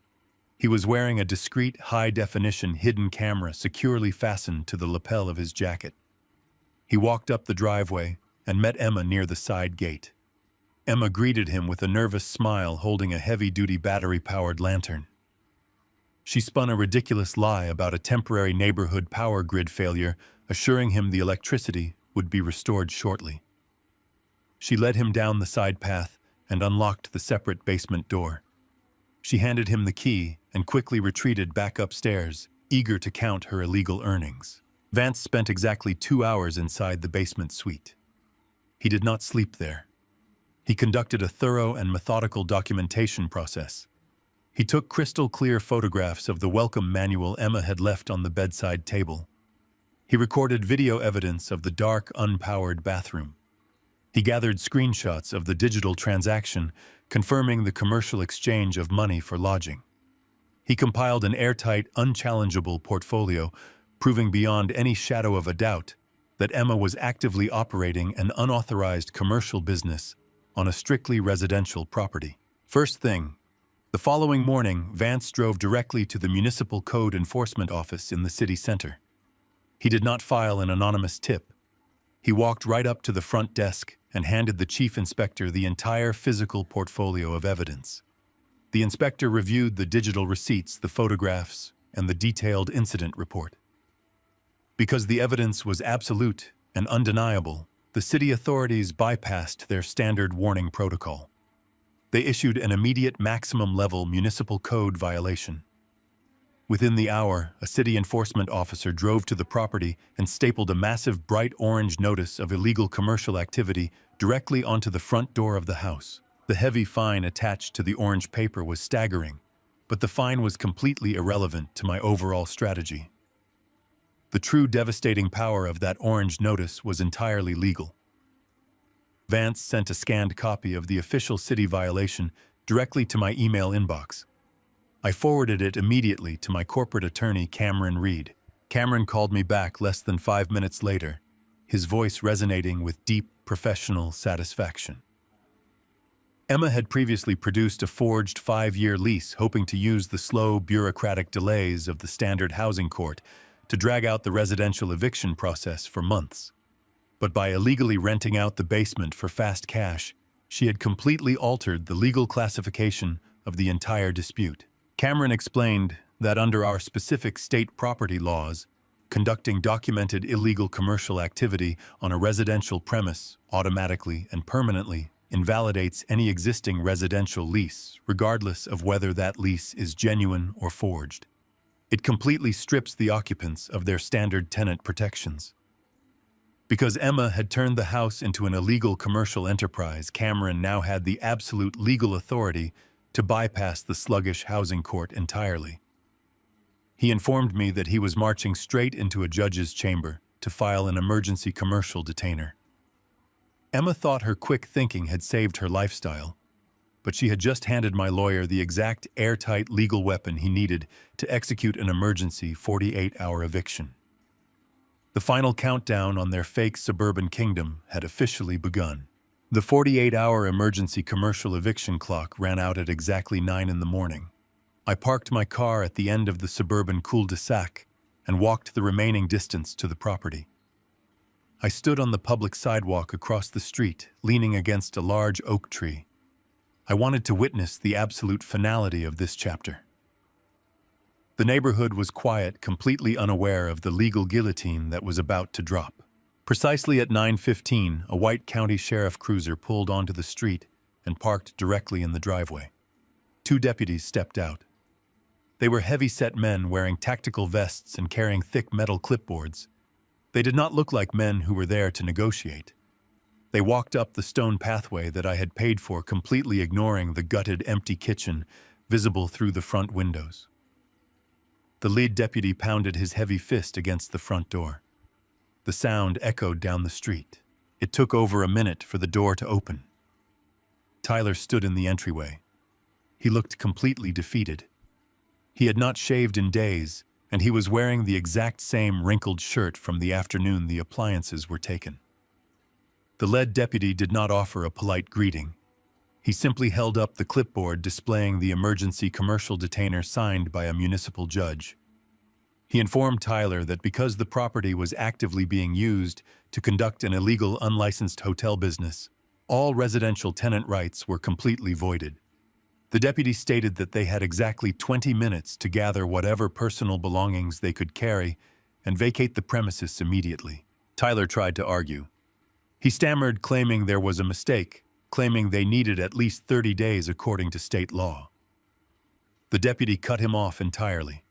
He explained that a judge had already reviewed the private investigator reports, the financial receipts, and the municipal code violations. The ruling was absolute. The deputy rested his hand on his utility belt and ordered Tyler to step aside. The two sheriffs walked directly into the house, their heavy boots thudding against the hardwood floors. I watched through those large front windows as pure panic erupted inside. Emma ran down the stairs from the master bedroom. She was screaming hysterically, demanding to know what was happening. The deputies ignored her screaming. They simply pointed at the clock on the wall and told her the 20-minute countdown had already started. Because they had absolutely no money to hire movers and no time to buy cardboard boxes, Tyler and Emma were forced to resort to the only packing materials they had left in the house: heavy-duty black plastic trash bags.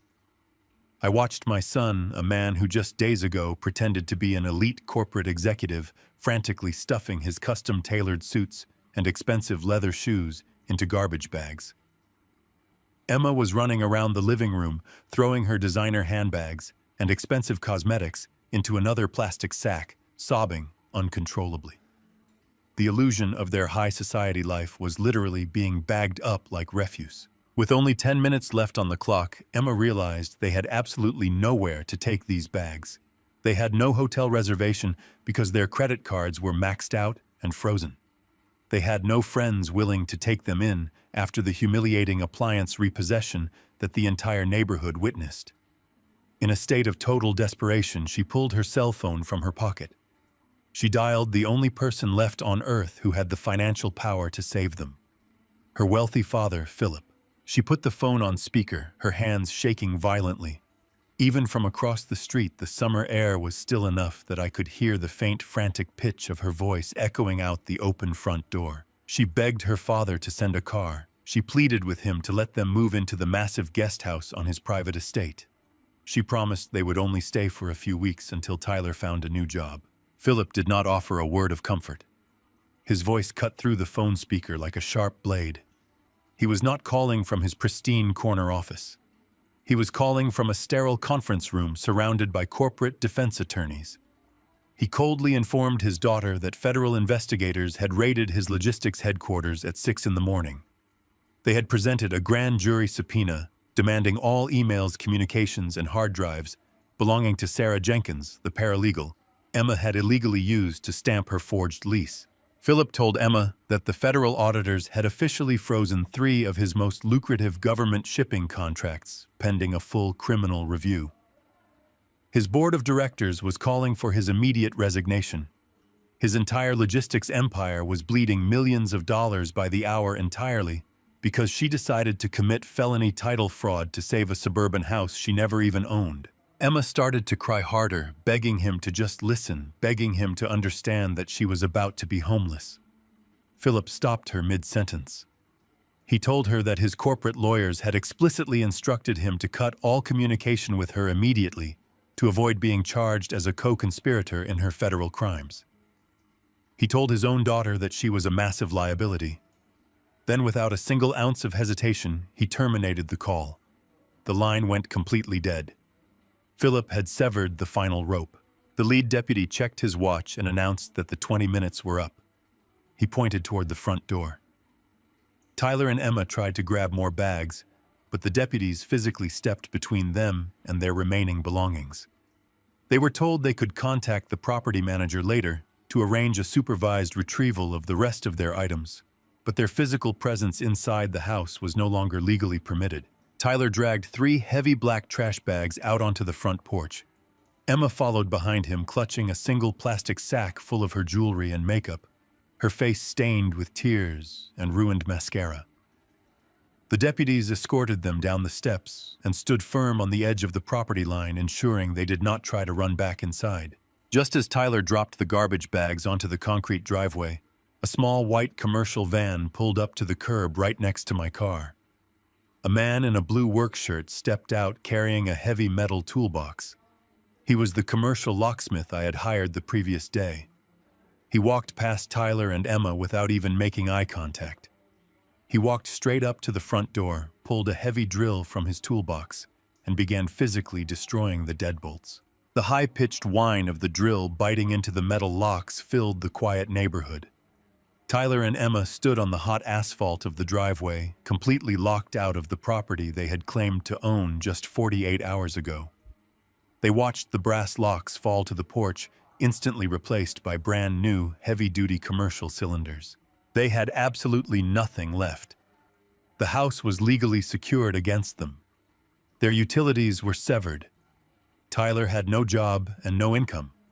Emma was facing severe felony charges that had just alienated her from her powerful father. They stood surrounded by black garbage bags filled with wrinkled luxury clothes, staring at a house they could never enter again. They were completely stranded, entirely bankrupt, and entirely alone on the sidewalk. The silence of the neighborhood pressed down on them as the locksmith handed me the single set of new shining keys. The eviction was absolute, but the consequences of their arrogance were far from over. The neon sign outside the Starlight Motel flickered with a dull buzzing sound. It was a cheap roadside establishment situated right next to the roaring interstate highway. This was the absolute bottom of the barrel. It was the only place Tyler and Emma could afford to rent for the night, using the small amount of emergency cash Emma had hidden in her purse. The contrast between this dingy room and the multi-million-dollar suburban estate they had occupied just 24 hours ago was staggering. They spent the night sleeping on a lumpy mattress that smelled faintly of stale cigarette smoke and cheap industrial bleach. Their remaining personal belongings were still stuffed inside those heavy-duty black garbage bags piled in the corner of the stained carpet. They were completely exhausted, but they could not find any peace. At 7 o'clock in the morning, the harsh sound of heavy diesel engines violently broke the silence of the motel parking lot. It was followed by the loud clanking of thick metal chains and the mechanical whine of hydraulic lifts. Tyler jolted awake. He rolled off the mattress and stumbled toward the small window. He pulled back the faded curtain and looked out through the dusty glass. What he saw in the parking lot drained the very last ounce of color from his face. Parked directly behind his sleek black leased luxury sedan was a massive commercial tow truck. A second flatbed tow truck was maneuvering into position right next to Emma and her pristine white luxury sport utility vehicle. These two cars were the ultimate physical symbols of their manufactured wealthy lifestyle. Tyler loved to rev the engine of that sedan when he pulled into the country club. Emma treated her massive vehicle like a throne on wheels when she drove through the suburban neighborhoods. Now 2 men in greasy work shirts were wrapping heavy steel cables around the axles of those expensive toys. Tyler did not understand how this was happening so fast. He assumed that because he had just paid the monthly lease installment a few weeks ago, the cars were completely safe from his current financial collapse. But Tyler had a long history of ignoring the fundamental details of his own financial architecture. 3 years ago, when Tyler walked into that high-end luxury dealership, he was already drowning in hidden credit card debt. The dealership finance department ran his credit score and immediately rejected his lease application. They told him he was far too high of a financial risk to drive away in 2 vehicles worth over $150,000 combined. Tyler had come crawling to me. He begged me to co-sign the lease agreements. I agreed to help him, but I did not just co-sign. Because my corporate credit rating was absolutely pristine, I was listed as the primary financial guarantor on both vehicle leases. My personal and corporate assets were the only reason the dealership handed him those keys. The lease contract contained a very standard but very strict financial security clause. It required the primary driver to maintain verified active employment and a steady minimum income to prevent the vehicles from becoming a liability to the dealership. The afternoon before, right after the chief executive officer of the software firm suspended Tyler and froze his salary, I made a single phone call. I contacted the executive finance director at the luxury dealership. I informed them that the primary driver of both leased vehicles had just been suspended without pay, pending a massive corporate theft investigation. I formally withdrew my status as the financial guarantor, citing a material and catastrophic change in the employment status of the leaseholder. Without my corporate backing, and with Tyler possessing an income of absolute zero, the dealership instantly classified both vehicles as critical flight risks. They did not wait for him to miss his next monthly payment. They triggered an emergency repossession clause and dispatched the recovery trucks before the sun even came up. Tyler burst out of the motel room door. He was barefoot on the hot, cracked asphalt, wearing only a pair of wrinkled dress slacks and a white undershirt. He sprinted across the parking lot, screaming at the tow truck operators to stop what they were doing. He waved his arms frantically, demanding they unhook the steel cables from his sedan. He tried to puff out his chest and project the authority of a corporate vice president, claiming there was a massive administrative mistake. The lead tow operator was a large man holding an electronic clipboard. He did not care about Tyler and his screaming. He was a professional who dealt with angry, desperate people every single day. He calmly tapped the screen of his clipboard and informed Tyler that the dealership had executed an immediate recall order on both identification numbers. He stated that the only way to stop the physical removal of the vehicles was to pay the entire remaining balance of both leases in full right there on the spot, including the overnight dispatch and repossession fees. Tyler actually believed he could buy his way out of the situation. He was operating on pure blind panic and the lingering delusion that his plastic cards still held power. He reached into his pocket and pulled out his leather wallet. He grabbed his Premier Gold credit card. He shoved the card toward the tow operator, telling him to charge whatever amount was necessary to drop the cars back onto the pavement. The tow operator pulled a small mobile card reader from his utility belt. He synced it to his tablet and swiped the gold card. The machine processed for 3 seconds before emitting a sharp, flat beep. The screen flashed a bright red declined message. Tyler shook his head frantically. He told the operator to run it again, claiming it was simply a daily limit restriction. He pulled a second card from his wallet. It was a platinum travel card. He shoved it into the reader. The machine beeped again. Declined. Tyler began to physically shake. He pulled out a third card, then a fourth. He swiped every single piece of plastic he had to his name. Every single one of them declined. The banks had already been notified of his corporate suspension and his massive debt-to-income ratio. Their algorithms had completely frozen his accounts to prevent him from defaulting on any further massive charges. His lines of credit were entirely dead. Emma stood in the open doorway of the dingy motel room. She watched in absolute horror as her husband completely failed to protect their final remaining assets. She watched the hydraulic lift engage, raising the front wheels of her pristine white sport utility vehicle off the ground. She watched the winch pull Tyler and his beloved black sedan up onto the tilted flatbed of the second truck. She realized in that exact moment that they were no longer just homeless. They were completely stripped of their mobility. The tow operator handed Tyler a printed receipt of the repossession. He did not offer any sympathy. He simply turned around, climbed up into the cab of his heavy truck, and started the engine. Tyler stood frozen on the asphalt, watching the two commercial vehicles pull out of the motel parking lot and merge onto the roaring interstate highway. They carried away the very last physical remnants of his manufactured high society life. Tyler was left standing in the dust and the exhaust fumes. The morning sun was beating down on his bare feet.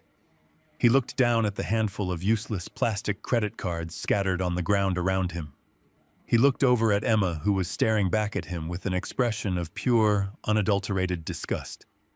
They had no house to return to. They had no jobs to generate income. They had no wealthy family members willing to answer their phone calls. And now they had absolutely no vehicles to drive. They were completely stranded at a cheap roadside motel on the edge of the city, entirely immobilized by the devastating consequences of their own arrogance. The glass doors of the corporate law firm slid open with a soft, mechanical whisper. I was sitting in the main conference room with my attorney, Cameron Reed. The room was designed to intimidate. It featured a massive, polished mahogany table, heavy leather chairs, and floor-to-ceiling windows overlooking the city skyline. It was an environment of absolute corporate power. At exactly 10 o'clock in the morning, the receptionist escorted Tyler and Emma into the room. They looked absolutely ruined. The sheer toll of the last 3 days was painted clearly across their faces. Tyler was still wearing the same dress pants from the morning of the eviction, now heavily wrinkled and stained from sitting on the dusty asphalt of the motel parking lot. Emma looked entirely hollow. Her designer clothes were rumpled, her hair was tied back in a messy knot, and her eyes were bloodshot from crying all night after watching her luxury vehicle get towed away. They sat down on the opposite side of the massive table. They did not look at me. They stared down at the polished wood completely stripped of their former arrogance. Cameron did not offer them anything to drink. He did not engage in any polite small talk. He opened a thick manila folder and began laying out the absolute reality of their situation with surgical precision. Cameron explained that the district attorney was actively reviewing the felony title fraud case regarding the forged lease. He informed Emma that her father, Philip, had officially retained a team of federal defense lawyers who were actively cooperating with the authorities. Philip had completely isolated himself from her, throwing her to the wolves to save his logistics empire. She was entirely on her own, facing the very real, terrifying prospect of a federal prison sentence. Emma began to tremble. She wrapped her arms around herself, staring at Cameron with wide, terrified eyes. She finally realized that the wealth and connections she had relied on her entire life were completely gone. Cameron then slid a thick legal document across the vast expanse of the mahogany table. He placed a heavy silver pen right on top of it. He told them that I was willing to intervene with the district attorney. I was willing to request that the criminal charges be reduced to a minor misdemeanor with no jail time, but only if they agreed to a brutal, non-negotiable settlement right here and now. Cameron outlined the terms clearly. First, they were required to sign a sworn public affidavit admitting to the forgery and the title fraud, permanently clearing my company of any wrongdoing. Second, and far more devastating, Tyler was required to sign an irrevocable waiver of inheritance. He had to legally renounce any and all future claims to my estate, my corporate holdings, and my personal trusts. He was legally disinheriting himself forever. The document explicitly stated that upon my passing, Tyler would receive absolutely nothing, and any attempt to contest my will in probate court would be automatically dismissed with prejudice. Tyler stared at the legal document as if it were a venomous snake. The blood drained from his face. He realized I was not just taking away his current fake lifestyle. I was systematically severing his access to my wealth for the rest of his natural life. The safety net he always assumed would catch him when I eventually died was being permanently shredded. He looked up from the paper and locked eyes with me. He realized his corporate intimidation tactics were useless. He realized his financial bullying had completely failed. So he resorted to the absolute lowest, most manipulative strategy a son can possibly use. He tried to use the memory of his deceased mother against me. Tyler leaned forward, his voice trembling as he forced tears into his eyes. He asked me how I could possibly do this to my own flesh and blood. He brought up my late wife, telling me she would be absolutely horrified if she were sitting in this room right now. He claimed she always wanted the family to stick together no matter what happened. He tried to paint a picture of a loving mother who always forgave his childhood mistakes, telling me that I was dishonoring her memory by forcing him to sign away his birthright. I did not break eye contact. The air in the conference room went completely ice cold. I looked right through his pathetic manufactured tears. I told him to never invoke his mother's name in my presence again.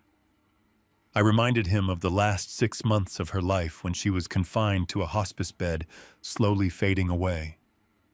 I reminded him how I sat by her side every single day while he was always too busy networking at the country club or taking Emma on luxury vacations to come visit her.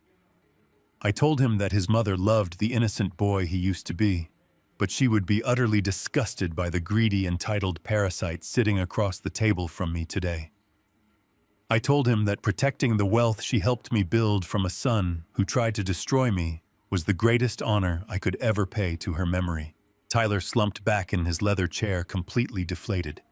His final emotional weapon had shattered against a wall of absolute truth. He looked at Emma, trying to muster a shred of defiance. He shook his head and told Emma they should not sign the papers. He told her they could find a public defender, fight the charges in court, and hold out until I backed down. He told her he was not going to sign away millions of dollars in future inheritance just to make a legal problem go away.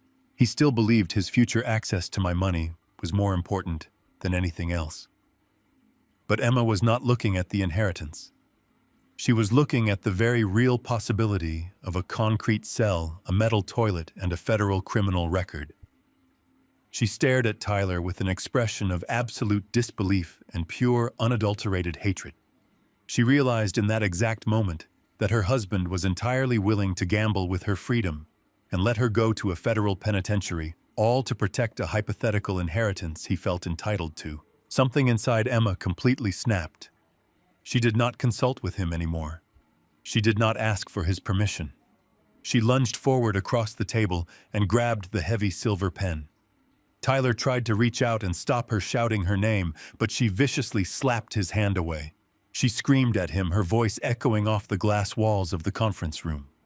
She told him he was a pathetic, broke loser, and she was absolutely not going to federal prison for a man who could not even afford a rental car to drive them out of their cheap motel.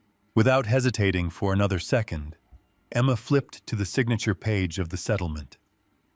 She signed her name on the public admission of fraud, her hand shaking with pure adrenaline and rage. Then she shoved the document violently across the table until it hit Tyler right in the chest. She pointed the silver pen right at his face. She demanded he sign his portion immediately. She told him that if he did not sign the waiver and disinherit himself right now, she would personally march down to the district attorney's office and testify that the entire forgery scheme was his idea. She was completely throwing him under the bus to save her own skin. Tyler sat frozen, staring at his furious wife.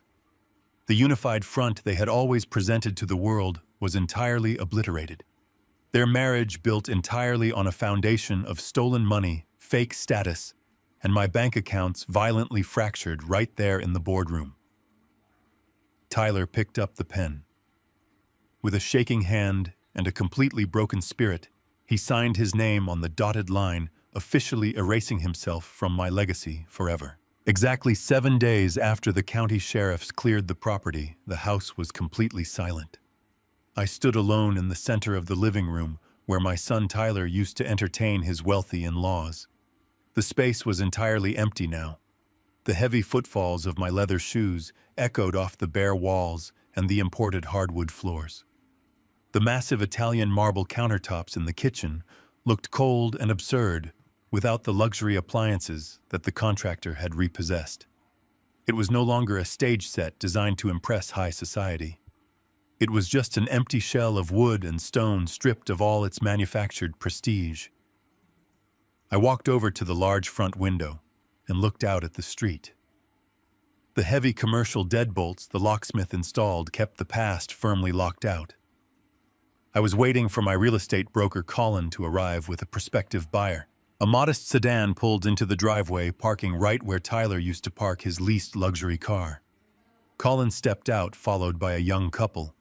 They did not look like the typical buyers who scouted this exclusive suburban neighborhood. They were not wearing designer clothes or flashing expensive watches.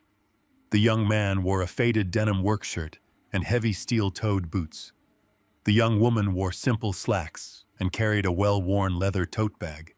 They walked up the front steps with a quiet, respectful hesitation. I opened the door to let them inside. Colin introduced them as Brian and Rachel. Brian reached out to shake my hand.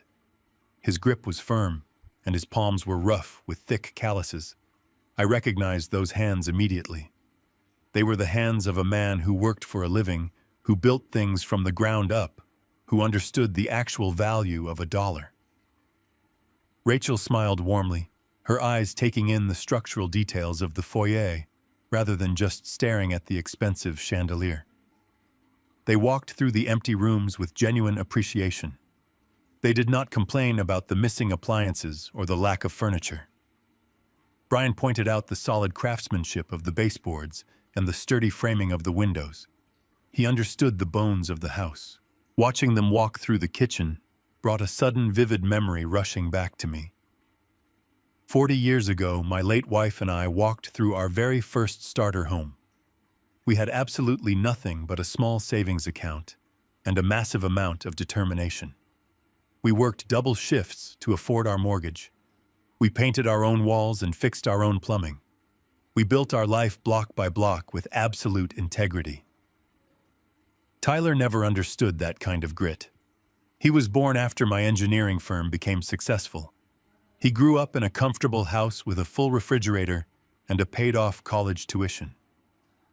He looked at wealth as an automatic birthright, rather than a byproduct of relentless hard work. He expected the world to hand him the keys to a kingdom he did absolutely nothing to earn. Brian and Rachel were the exact opposite. They were the people Tyler pretended to be better than. After completing the tour, they stood in the living room with Colin. Rachel looked at Brian with a mixture of hope and deep anxiety. Brian turned to me and spoke with absolute straightforward honesty. He did not try to play any negotiation games. He told me they absolutely loved the house and could see themselves raising a family here. He explained that they owned a small, independent landscaping business that they had spent the last 5 years building from scratch. They had recently sold a major portion of their commercial contracts and liquidated all their assets to finally buy a home in a safe neighborhood. However, Brian looked me right in the eye and admitted they had a major financial problem. He told me their absolute maximum budget was $40,000 short of my current asking price. He did not ask for a favor. He did not try to manipulate me with a sob story. He simply laid out his financial reality with complete dignity. He said they could not secure a traditional mortgage to cover the difference because their business income fluctuated too much for the big banks to approve them. But he offered me everything they had in pure liquid cash. No bank approvals, no financing contingencies, no prolonged waiting periods. A clean, simple cash transfer directly into my corporate accounts. Colin, the real estate broker, immediately stepped in to protect his commission. He pulled me aside and whispered that we should absolutely reject the offer. Colin reminded me that the real estate market was incredibly hot, and if we simply left the sign in the yard for another 2 weeks, we could easily get the full asking price or even spark a bidding war among wealthier buyers. From a strictly financial perspective, Colin was entirely correct. Accepting their lower offer meant leaving a substantial amount of money on the table. But Colin did not understand the true currency of this specific transaction. This house was never really about the money for me. It was a physical monument to my son's entitlement. It was the fortress where he tried to erase me from my grandson's life. Tyler firmly believed that no matter what happened, this property would always belong to him in the end. He assumed that eventually I would forgive him, soften up, and hand him back the keys. He believed his bloodline guaranteed his ownership. I turned away from Colin and walked back over to Brian and Rachel. I looked at the calluses on Brian's hands and the hopeful, honest expression on Rachel's face. I realized that the absolute greatest justice I could ever deliver was not just kicking Tyler out. It was taking the very asset he felt entitled to and handing it directly to people who actually deserved it. I wanted this house to belong to someone who knew the value of hard work. I extended my hand toward Brian. I told him I would accept his lower offer on one specific condition. I demanded that we bypass the standard 30-day escrow period and close the entire transaction in exactly 5 days. I wanted the deed transferred, the cash wired, and the legal ownership permanently severed before the end of the week. Brian stared at me in absolute shock for a fraction of a second, before his face broke into a massive smile. He grabbed my hand and shook it firmly, agreeing to the terms without a single moment of hesitation. Rachel covered her mouth with her hands, her eyes filling with tears of genuine gratitude. They had just secured their dream home, and I had just secured the absolute finality of my strategy. 5 days later, I sat in the sterile conference room of a local title company. The air conditioning hummed quietly as the clerk sorted through thick stacks of closing documents. Brian and Rachel sat across from me, signing a mountain of legal papers with eager, trembling hands. Every single signature they placed on those pages drove another nail into the coffin of my son's fake lifestyle. The title agent stamped the final page and pushed it across the heavy wooden desk to me. I picked up the pen and signed my name, releasing the deed from my corporate holdings forever.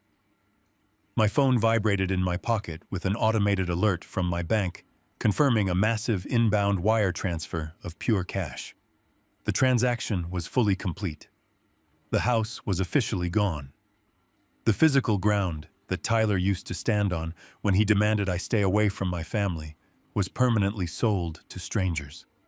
There was no going back, no chance of reconciliation, and absolutely nothing left for him to inherit.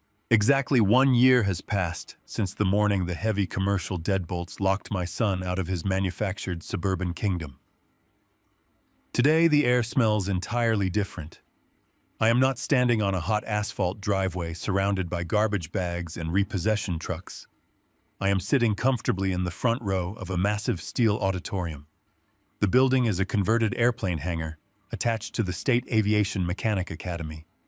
The air smells faintly of aviation fuel and polished concrete. It is the smell of honest labor and real, tangible skills. The metal folding chair beneath me is not luxurious, but it feels infinitely better than the expensive leather seating at any 5-star restaurant. I am surrounded by proud working-class families who sacrificed everything to see their children succeed. There are no fake society smiles here. There is no wealthy father-in-law judging the cost of my suit. There is only genuine, unpretentious pride. The dean of the academy steps up to the wooden podium. He adjusts the microphone and begins to announce the names of the graduating class. I lean forward, resting my hands on my knees. When he calls the name Jackson, my heart swells with a profound sense of absolute triumph. My grandson walks across the wide wooden stage. He is not wearing an expensive designer suit. He is wearing the crisp, dark blue uniform of a certified aviation mechanic. He stands tall, his shoulders broad and confident. He has spent the last 12 months tearing down complex turbine engines and rebuilding them with his own 2 hands. He graduated at the very top of his class, earning the highest technical certification the academy offers. He accepts his diploma with a firm handshake, looking directly into the eyes of his instructors with absolute respect. I look at the empty folding chairs on either side of me. Tyler and Emma are not here to witness their son's greatest achievement. They are not even in the same city. The pressure cooker of absolute poverty completely destroyed their marriage just weeks after the eviction. When the money vanished, the thin veneer of their relationship immediately shattered. They spent their final days together in a cheap apartment, screaming at each other and blaming one another for their catastrophic downfall. Their divorce was finalized 6 months ago. It was a bitter and highly contested separation, but they were essentially fighting over an empty bank account and a mountain of toxic debt. Tyler now lives in a tiny rented room above a loud commercial laundry facility. He works an entry-level customer service job at a regional call center. The man who used to brag about his corporate expense account and his luxury vehicle now spends 8 hours a day wearing a cheap headset, getting yelled at by angry customers over minor billing errors. His wages are heavily garnished to pay off the massive personal loans and credit card debts he accumulated while trying to impress his wealthy in-laws. He takes a city bus to work every single morning because he still cannot afford the down payment on a used car. The corporate world completely blacklisted him after the theft investigation, and he will never hold an executive title again. Emma suffered an equally devastating fall from grace. To avoid serving time in a federal penitentiary for the title fraud and the forged notary stamp, she accepted a grueling plea deal. She is currently serving 3 years of strict federal probation. Her wealthy father, Philip, completely disowned her to save his logistics empire from a government audit. He refuses to answer her phone calls and has legally barred her from entering his private estate. The country club friends who used to drink her imported wine completely abandoned her the moment her name appeared in the local police blotter. She now works as a part-time cashier at a discount retail store on the opposite side of the state. She spends her days scanning cheap merchandise to slowly pay off her massive court fines. Her high society life is nothing more than a painful, fading memory. Jackson walks down the wooden stairs of the stage, clutching his hard-earned diploma. He spots me sitting in the front row, and a massive, genuine smile breaks across his face. He walks directly toward me, completely bypassing the rest of the crowd. He does not care that I am an older man in a simple button-down shirt. He wraps his arms around me in a tight embrace, thanking me for believing in him when his own parents tried to force him into a life he hated. He tells me that he just received a formal job offer from a major commercial airline to work as a junior structural mechanic at their primary regional hub.